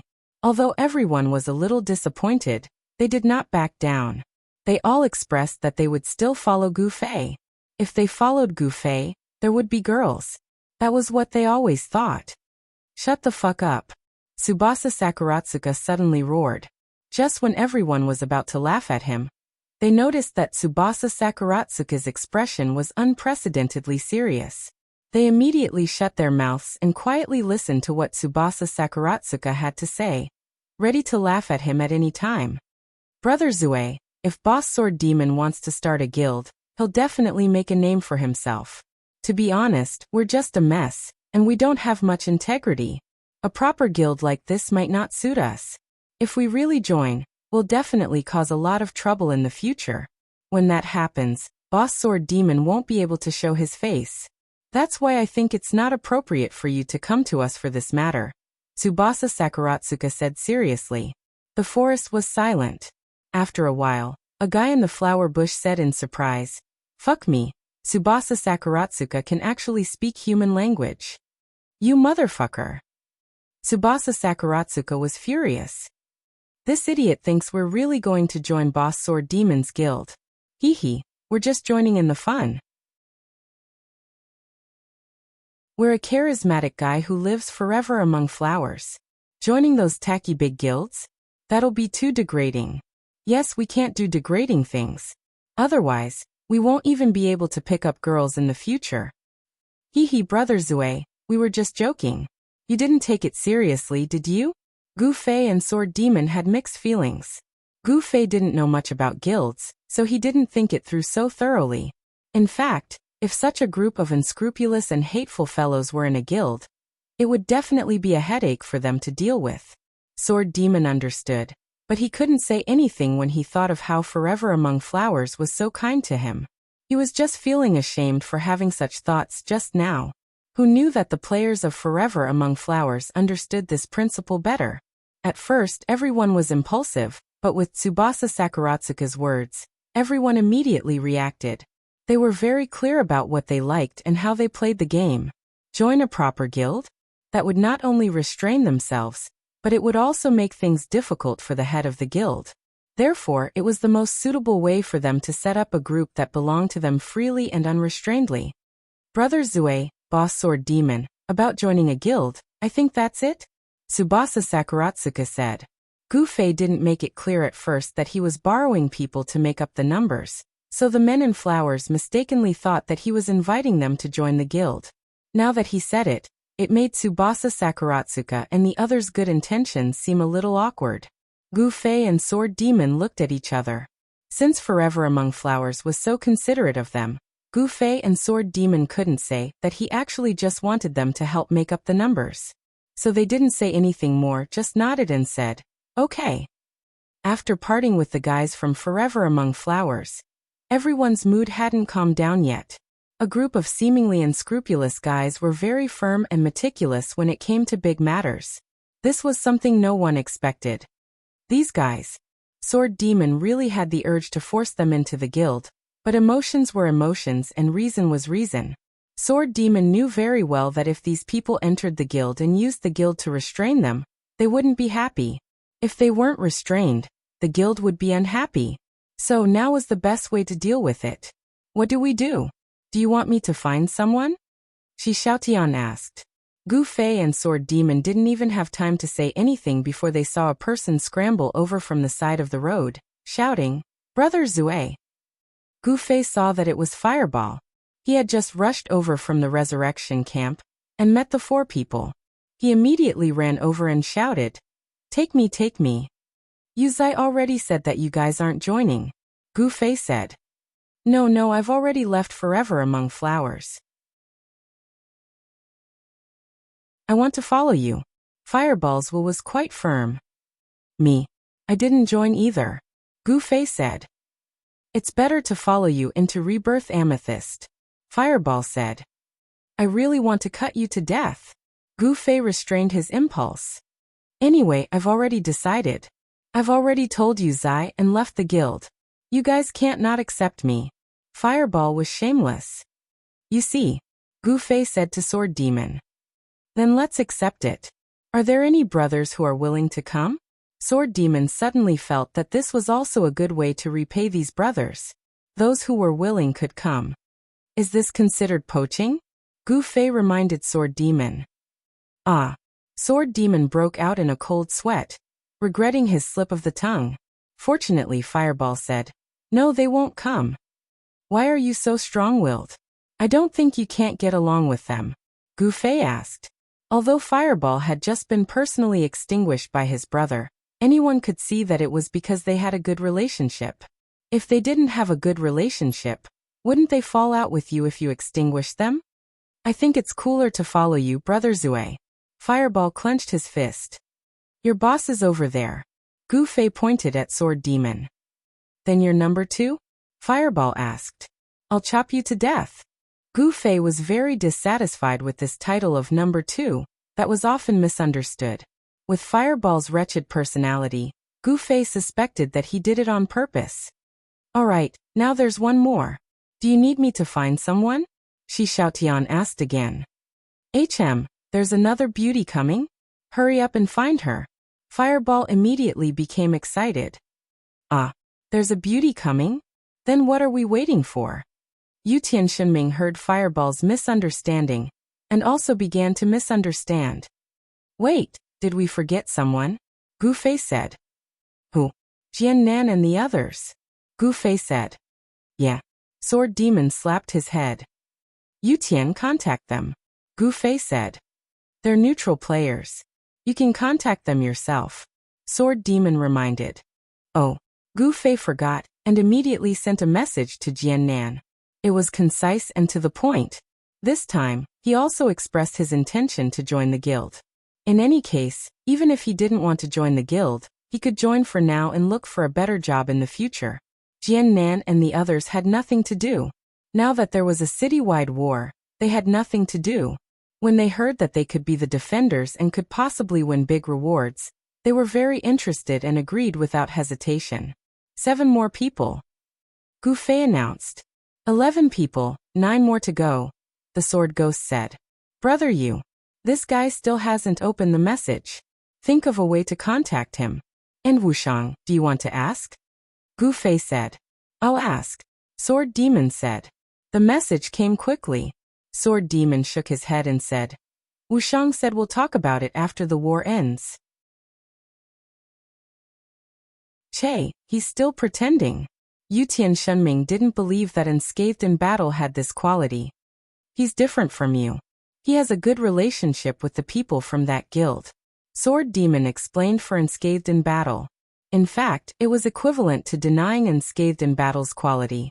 Sword Demon didn't realize that what he was implying was that if Unscathed in Battle had no relationship with the guild like Yutian Shenming, then he would definitely change sides. What about young master? You didn't ask? Yutian Shenming said.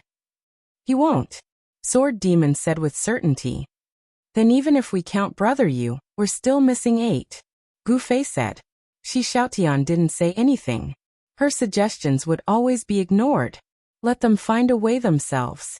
Butterfly Knot. We're still missing 8 people. Guess who it will be?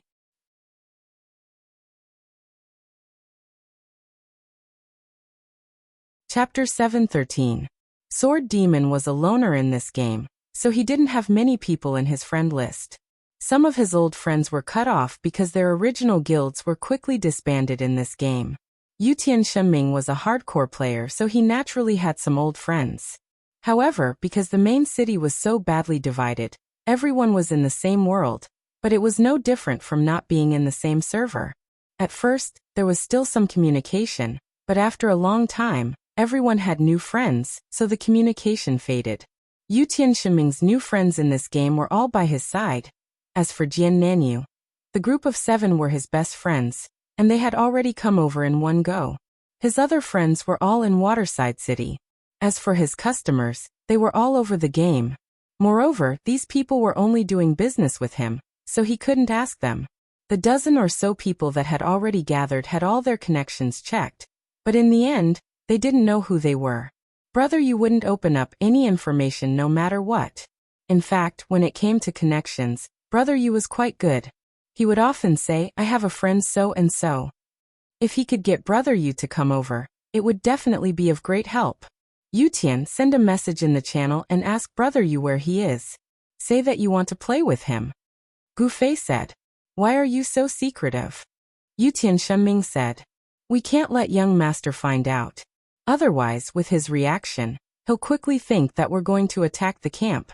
At that time, he'll be on guard. Even if we have a guild, we won't be able to fight against hundreds of thousands of people. Sword Demon was very serious. Then you've miscalculated. Do you think that Unscathed in Battle's big mouth will help you keep your secret? Yutian Shenming shook his head. He and Unscathed in Battle could be considered a pair of bad friends.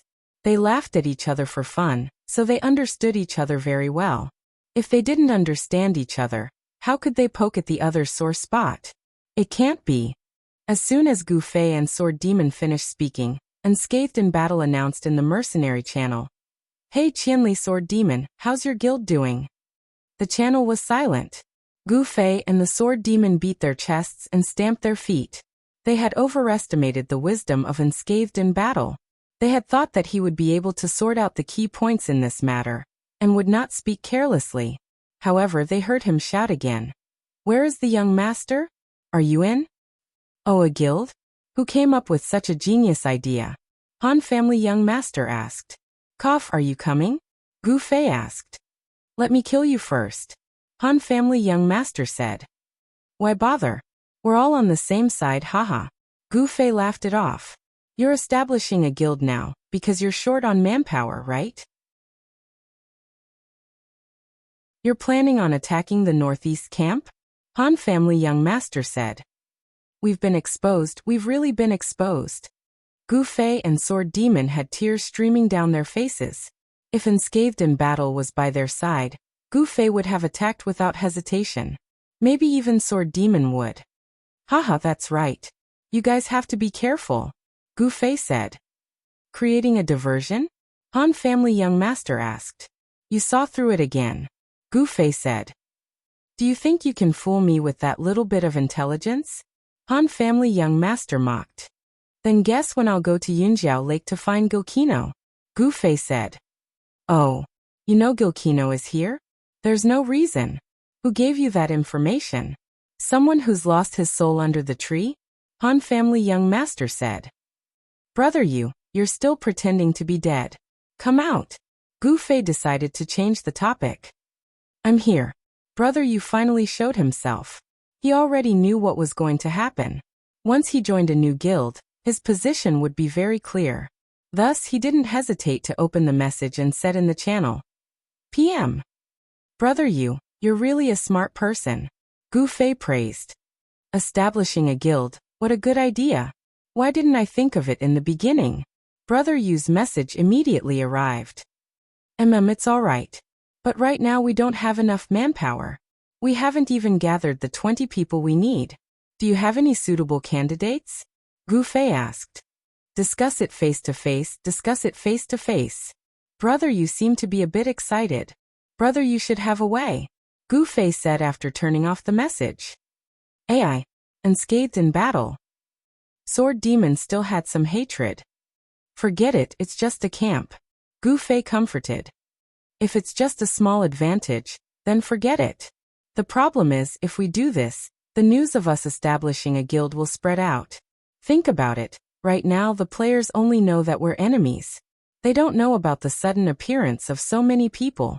This is our true advantage, but if we do this, it'll all be exposed. Young Master's words, how could Danan and the others not think of it? Sword Demon said. This. Gu Fei discovered that after establishing a guild, the level of struggle immediately increased. His brain couldn't keep up. This was no longer a battlefield where one person could do whatever they wanted. With a guild, it was a backer, but at the same time, it was also a restriction. Even if Gu Fei could calmly kill thousands of people, what about the others? They couldn't do anything to Gu Fei, but they could vent on Gu Fei's companions. Gu Fei suddenly realized that he was the same as Shi Xiaotian.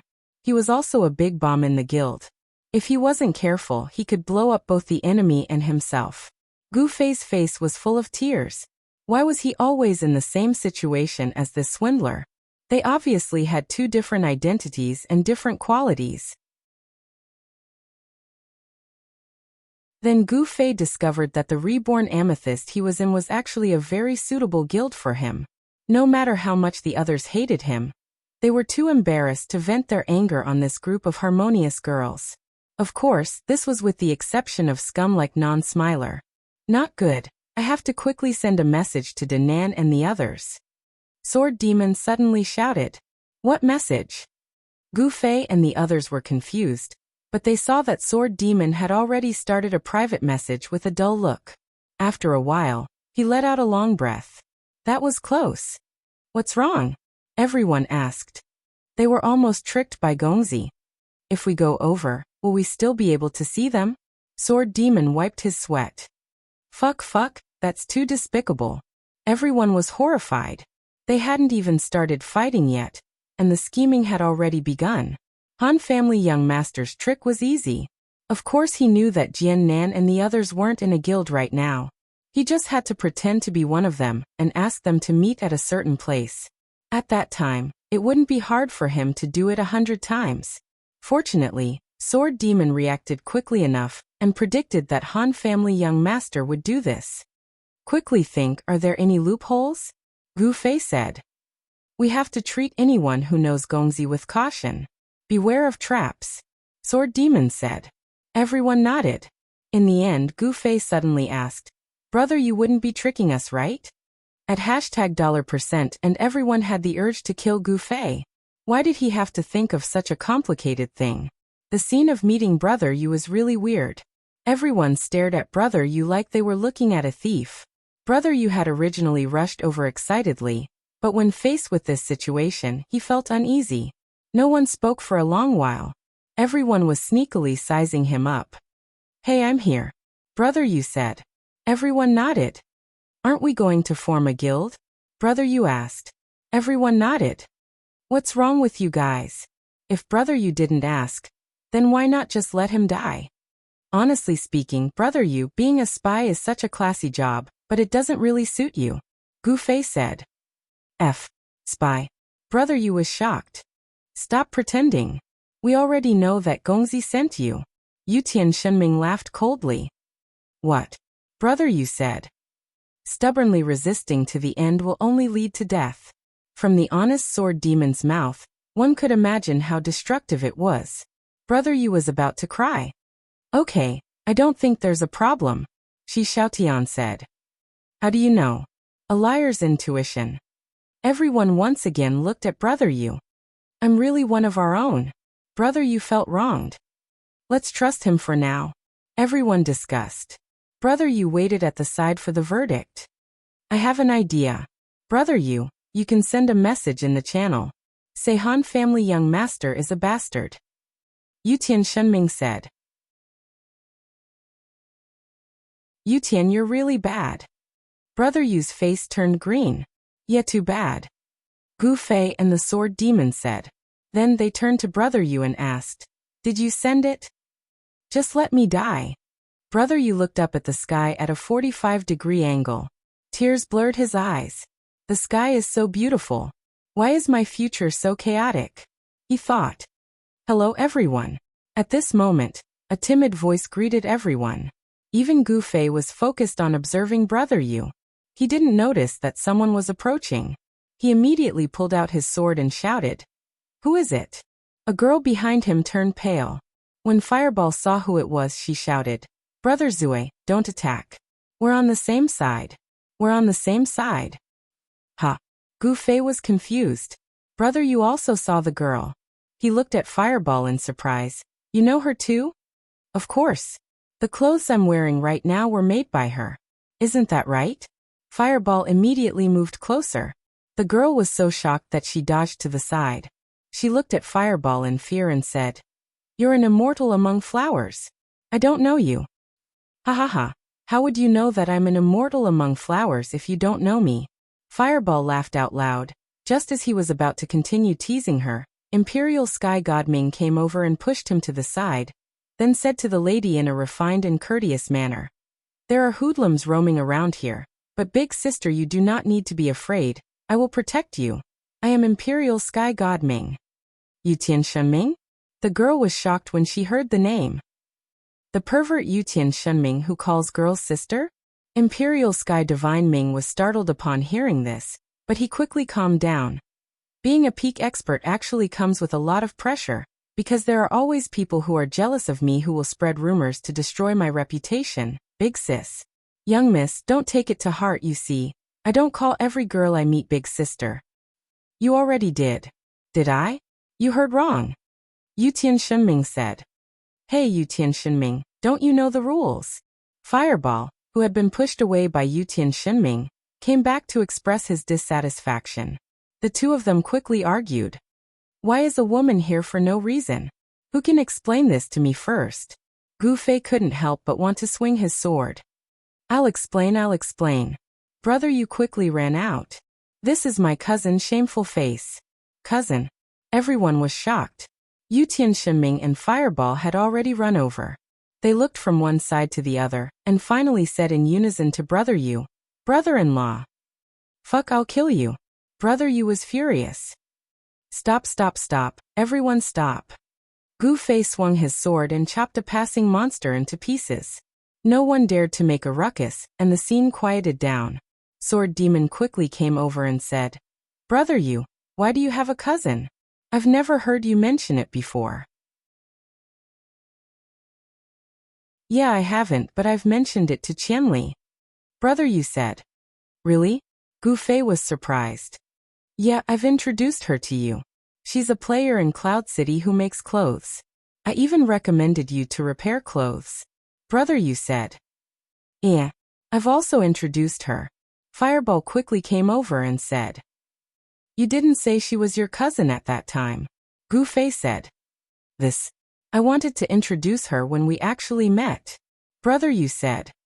Now, Brother Yu, do you want your cousin to join as well? Sword Demon said. No problem, right? Brother Yu asked. Of course not. Yutian Shenming and Fireball said in unison. Cousin, let me introduce you. This is Qianli Drunk, this is Sword Demon, and this is Shi Xiaotian. Those two are just passing by, so it's fine if you don't know them. Brother Yu said. Hey. Fireball and Yutian Shenming were annoyed. Luckily, they had already introduced themselves. The guild already has two beauties. The two were excited. I think this guild has a great future. Fireball whispered to Yutian Shenming. I think so too. Yutian Shenming said. The road to the future is long. Fireball said. Luckily, we're young enough. Yutian Shenming said. It's good to be young. The two cried in happiness. After Shy Face was introduced by Brother Yu, she still lowered her head shyly. After sneaking a glance at the others, she quietly walked over to Shi Xiaotian's side. Keep your distance from her. She's a liar. Gu Fei quickly reminded. She looked at Shi Xiaotian and hurriedly dodged. She then looked at the others. Two perverts, one was really fierce, and one was really ugly, although it was a little hurtful to say it out loud. He was really ugly. She instantly felt that she couldn't get along with these people at all. What was her cousin doing? She had the urge to run away when she was with such a group of people. Cousin, don't be afraid. These people are basically good people. Brother Yu came over and said. Hey, what do you mean by basically? The good people had a lot of opinions. Sister, come with me. I won't lie to you. Shi Xiaotian said. I'll still follow cousin. Shy Face was still very timid. What should we do? When the bandits come, won't they scare us to death? Gu Fei said. Shy Face's face immediately turned white. What, there's still a bunch of bandits? What kind of people are these people? They're too scary. Brother Yu explained on the side that they shouldn't be afraid. They're all good people. He said it until he was a little dazed. Speaking of which, are these people good people? Brother Yu and Shy Face joined. Currently there were still 7 people missing. Gu Fei Sword Demon immediately asked Brother Yu if he had any friends that could come over. There's one person. I don't know if you guys remember. Brother Yu said. Who? Her name is Yin Xiang. She's a mage. Brother Yu said. Who is that? Gu Fei asked. I seem to have an impression. Sword Demon said. You were cut by me before? Gu Fei asked. During the mercenary competition, we had an opponent, Yin Xiang mercenary group. Do you remember? Brother Yu asked. Oh, I remember now. The leader of the group that retreated said he wanted to join us, but he didn't do anything in the end. Why? Do you still keep in contact with him? Sword Demon asked. Yes, he added me as a friend. He kept saying that if we needed new people, we should consider him. Brother Yu said. That's a mercenary group. Doesn't he have a guild? Sword Demon said. I can ask him now. Brother Yu said. Then you can ask him. Brother Yu quickly contacted him and quickly replied. He doesn't have a guild right now. How about it? If there's no problem, I'll call him over. We don't know much about this person. Brother Yu, what do you think? Sword Demon asked. He's a good person. Brother Yu said. He looked at the people around him and finally said with certainty, very good. Hey, what do you mean by that look? Yu Tian Shenming said. It seems to be full of provocation? Fireball asked. It's a comparison. Compared to the two of you, of course he stands out. Gu Fei said. You're not much better. These words could only be said in his heart. Then call him over. Sword Demon nodded. Brother Yu quickly sent the message and began to search through his friend list. As he looked at it, he muttered, This won't do, he has a guild. That won't do, he's too trashy. This won't do, his character is bad. That won't do, he's too troublesome. Brother Yu muttered for half an hour. From this, it could be seen how huge Brother Yu's friend list was. When he finished muttering and summarizing on the book, Gu Fei and the others had already barbecued meat. Jian Nanyu and the others had also arrived. Yin Xiang had also come over, and was getting to know everyone. Shi Xiaotian was indeed a swindler. His social skills were very good. He had completely gained the trust of Shameful Face, and was discussing this spring's new clothing styles with her. Gu Fei came over to remind her to be careful of swindlers. In the end, Shi Xiaotian also reminded Shameful Face to be careful of violent killers. One had to know that the profession of swindler could hide. If you could tell at a glance that he was a swindler, how could you lie? Gu Fei, this killer, was so bold that the entire game knew it. Shameful Face was obviously more afraid of him, and actively kept her distance from Gu Fei. Gu Fei was at his wit's end. In the end, Brother Yu also finished sorting out his friend list, and called everyone over to discuss. Gu Fei suddenly received a system notification. He looked and saw that Strange Eye and Yin Xiaozhu were online.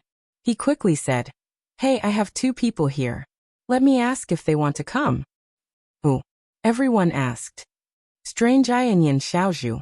Gu Fei said. Long live Qianli. Yu Tian Shenming and Fireball shouted.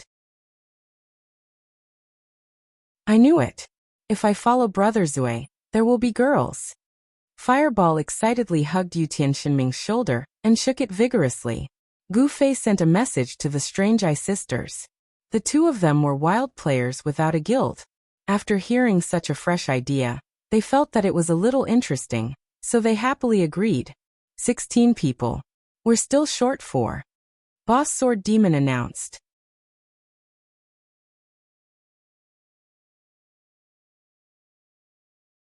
Chapter 7:14. While Strange Eye and Yin Xiaozhu were on their way, everyone surrounded Brother Yu and listened to him introduce the people he had selected from his friends. Sword Demon took Brother Yu's notebook and glanced at the information of the people on it. He returned it to Brother Yu and said calmly, Brother Yu, can you cross out those who aren't in Cloud City? Why would I do that? Building a guild is a long-term plan. It's not convenient now, but we can absorb them in the future. We need to think long-term. We need to absorb excellent players from all over the world. Brother Yu clenched his fist. Can you get 4 people first and let us build the guild first? Sword Demon coughed up blood. Tivis. Brother Yu was a bit embarrassed. There was no one on his list from Cloud City. Brother Yu explained embarrassedly, my more reliable friends in Cloud City are you guys. Due to the uniqueness of Brother Yu's circle of friends, he didn't make friends in the game like other players. Most of his friends were made on the forums, and then added each other's IDs in the game. Therefore, his friends were all over the world. On average, he didn't stand out in Cloud City, where he was born and raised. The extra friends here were Gu Fei's group. Why don't we go to the leveling area and open recruitment? Gu Fei said. The basic 20 people have to be reliable. Otherwise, if one of them suddenly leaves, the guild will automatically disband, Sword Demon said. Gu Fei was depressed and scolded everyone. Everyone says they're experts, but you can't even find 4 people? Damn, you don't have the right to criticize us when you don't even want to come in yourself. Everyone condemned Gu Fei. If it's not enough, I'll talk to the other side and help you make up the numbers, Gu Fei said. Why don't you talk to them and borrow a few people from Amethyst? Yutian Shiming suggested. Yutian, you're a genius. Fireball was excited. Do you want some grapes? Gu Fei asked. That's great.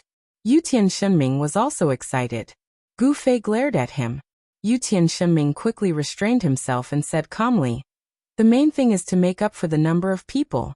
It doesn't really matter who comes. Borrow 4 people from them? Gu Fei consulted the Sword Demon. Sure.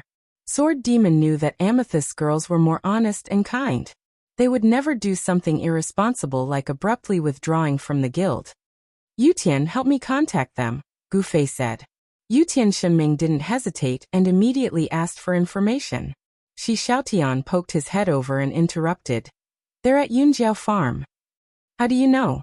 Gu Fei asked. You still came up with the same idea as me, Shi Xiaotian said. You're looking for Amethyst girls to make up for the numbers? Gu Fei asked. Yeah. You didn't say anything. Did you want me to say it? It's just one sentence. You can just say it. Am I not afraid of you cutting me down? Do I cut people down as I please? Everyone nodded. You are. Gu Fei was in tears. How did this happen? Was he really like this in the eyes of the public? He always had his own principles when it came to cutting people down. They're at Yunjiao Farm, Yutian Shiming confirmed. Let's go. Gu Fei waved his hand. Everyone looked at him without moving. What's wrong? Gu Fei asked. That's the guild encampment, Sword Demon said. Aya! Gu Fei suddenly exclaimed. Could it be that the young master has already done something to the Amethyst rebirth? That's possible. Sword Demon was moved. Don't worry, I've already told them. Han family young master hasn't contacted them either, Shi Xiaotian said. Without telling them, would they just attack? Gu Fei said. Bringing people to attack a group of girls. I can't believe you thought of something like that, Shi Xiaotian said. What's wrong? Aren't the girls human? Gu Fei asked. Everyone was speechless. This guy only had PvP in his head. He didn't even know if they were male or female. It's not convenient to go to the guild encampment. You're too eye-catching, so I've arranged another place with them, Shi Xiaotian said. Should we go now? Sword Demon asked. Let's go. Shi Xiaotian led the way. Be careful of traps, Gu Fei said to Sword Demon. Sword Demon didn't know whether to laugh or cry. Is it really that dangerous? You've forgotten the pain after the scar healed. How did you lose your first frostbite memories? Gu Fei said. It's been a long time. Did she lie to you? Sword Demon asked. Of course. Why else would I join Reborn Amethyst? Gu Fei was depressed. Yutian Shiming and Fireball heard this and were even more depressed than Gu Fei. Something like that happened? Why didn't she lie to me? Both sides agreed to meet at a place where there weren't many guilds wandering around. Gu Fei saw the group of girls from afar, and hurriedly waved his hand to greet them. When he got closer, he went straight to the point. Did I tell you who it was? Then who was who? What did she tell you? July asked. You didn't say anything? Gu Fei looked at Shi Xiaotian. Shi Xiaotian turned his head, hummed a song, and ignored them. What is it? July looked at the two. Ahem, it's like this. Your chance to repay a favor is here, Gu Fei said. Why should I repay a favor?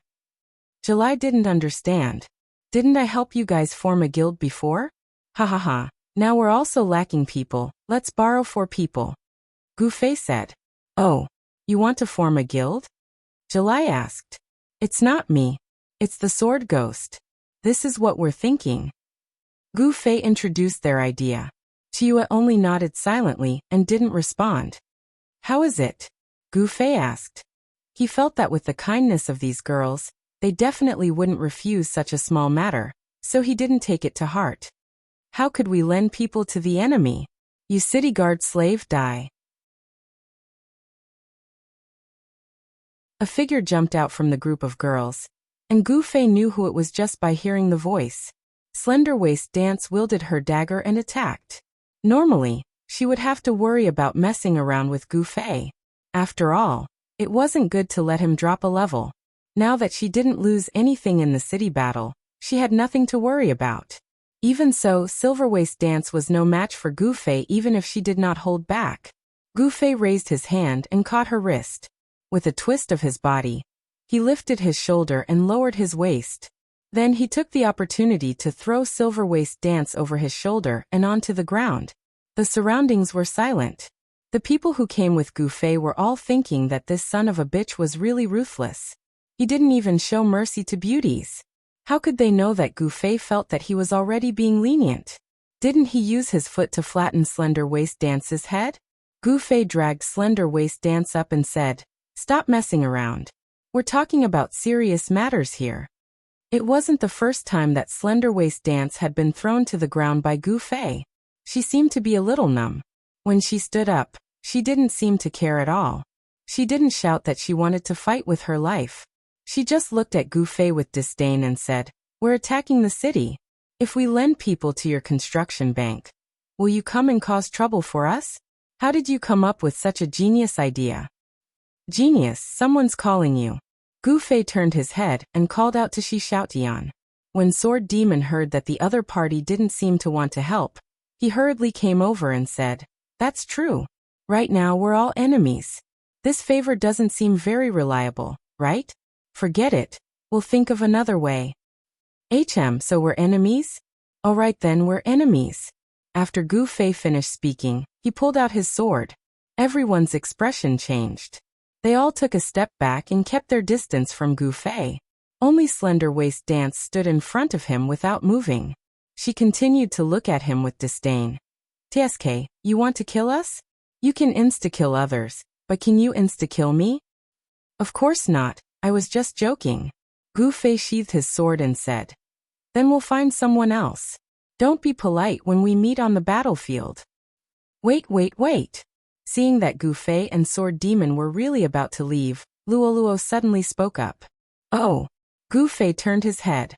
Actually, he didn't believe that these girls would care so much about the rules set by the system. These people always help their own people and not reason. Why wouldn't they help? He thought to himself that the girls were only joking. It's a city war now. If we lend people to you to form a guild, then when you come back to deal with the players attacking the city, won't we be looked down upon? So we need to think of a better way," Luoluo said. "Oh. What do you mean by a better way?" Gu Fei asked. "Let's give it a try," Luoluo said to July. "Okay." July nodded. Everyone was at a loss. They didn't know what these girls were up to. Gu Fei suddenly received a system notification. "You have become the guild leader of Reborn Amethyst." "What? What's going on?" Gu Fei panicked. It was already awkward enough to mix with the girls of Reborn Amethyst.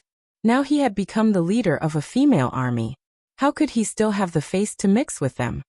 "Yeah, now our guild leader belongs to the defending side. I wonder what will happen to our guild," Luoluo said. Everyone was in an uproar. Looking at Gu Fei's blank expression, they all knew what had happened. Yutian Shenming and Fireball were the quickest to react. They immediately rushed to Gu Fei's side. "Quick, drunk bro, hurry and add me to the guild. Master Qianli. Ancestor." The two kept begging. Gu Fei expressionlessly turned around and glanced at the two. The two immediately shut their mouths. The surroundings were instantly silent. Qianli, can you see the message? At this time there was a message in the guild channel. Gu Fei opened it and saw that it was a message from Luo Luo. He replied, yes. It's done. Looks like we're also part of the defending side. Luo Luo said. Aren't we the slaves of the defending side? Gu Fei asked.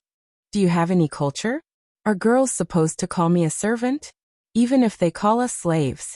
Slender Waist Dance said. Gu Fei was speechless. Looking at the smiling faces of the girls in front of him, he felt like he had fallen into another trap. This was a trap. Gu Fei suddenly turned around and looked at Shi Xiaotian. Genius, this is your idea, right? Do I even need an idea? Shi Xiaotian smiled. Even if July came over and asked you directly, you wouldn't refuse, right? Gu Fei thought that was true. He said helplessly, what about now? Add Sword Demon and the others? Hearing this, Sword Ghost's face turned green.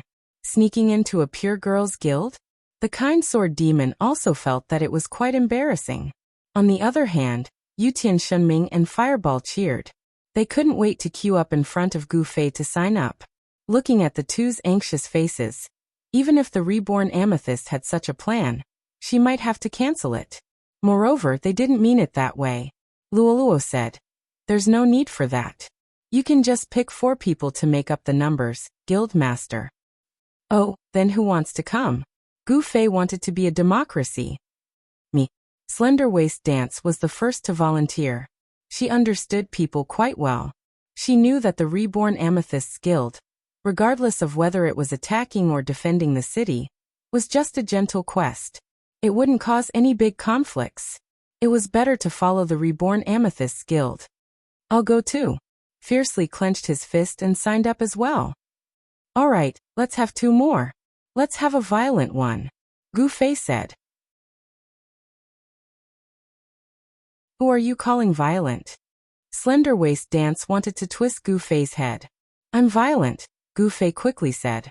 Let me help you guys too. I don't think you guys have a cleric. Luo Luo said. Gu Fei's guild only had 2 clerics, Inakumu and Lin Sunsen, who were part of Kenyu's group of 7. Yep, 1 more. Last one. Who else wants to come? Gu Fei made it seem like he was having a big sale. The girls all knew that if they went over there, they would have to go into battle. There were very few girls who liked this kind of content. The rest of them didn't say anything. Gu Fei, on the other hand, really wanted to go over, so he suggested, what will happen if I go over now? Will the guild become the attacking side again? Someone in the guild was confused. I don't know. What will happen? Do you want to give it a try? Gu Fei asked. I don't think so, Luo Luo said. I feel like because of the change of guild leader, the position of the guild has been jumping around. It's like a bug. It's best not to use it too much. I don't want the system to notice and punish us. Is it really that bad? Gu Fei said. I think so, Luo Luo said seriously. Gu Fei didn't really understand the game, so he couldn't say anything. He could only continue to call for another person. The girls pushed and pushed each other. Gu Fei couldn't take it anymore and called out, Little Rain, come with me. There's a big quest. Ah, really? Then I'll go. June Rain was immediately lured away. The girls all mourned. This girl was too easy to trick. 20 people are here. Gu Fei turned around and announced. Slender Waist Dance, Fiercely, Luo Luo, and June Rain had already stepped out of the group of girls. Reborn Amethyst didn't have much combat power other than Slender Waist Dance, so Sword Demon didn't have much hope for them. Now that Slender Waist Dance had joined, it didn't matter who came with them. He nodded and said, Then let's go back to the city and build the guild. Gu Fei came over and whispered, What if we go back and find out that we can't build the guild? Sword Demon was stunned. What do you think we should do? Gu Fei looked back at the big group of people behind him, and thought that if they couldn't build the guild, he would be scolded to death by these people. So he patted Sword Demon's shoulder with a pained expression. Then die. Gu Fei and Sword Demon were very experienced in how to sneak into the main city from the battlefield. However, Gu Fei's current attire would attract attention wherever he went. For convenience's sake, he had to change his attire. Then he turned to the people who were about to enter the city and explained one last point. Never attack the NPCs, and don't give any help to the players who were attacking the city. It's too eye-catching to enter together. Let's split up. Reborn Amethyst and the others had a total of nearly 60 people. They were divided into 4 groups, led by Gu Fei, Sword Demon, Strange Eye, and Yin Xiaozhu, who had entered and left the main city before. Everything went smoothly, and the 4 groups entered the main city one after another. The reborn Amethyst girls were shocked by the empty main city. It was as if they had never been here before. All right, let's go do the quest in peace. Someone shouted, and the girls were about to disperse.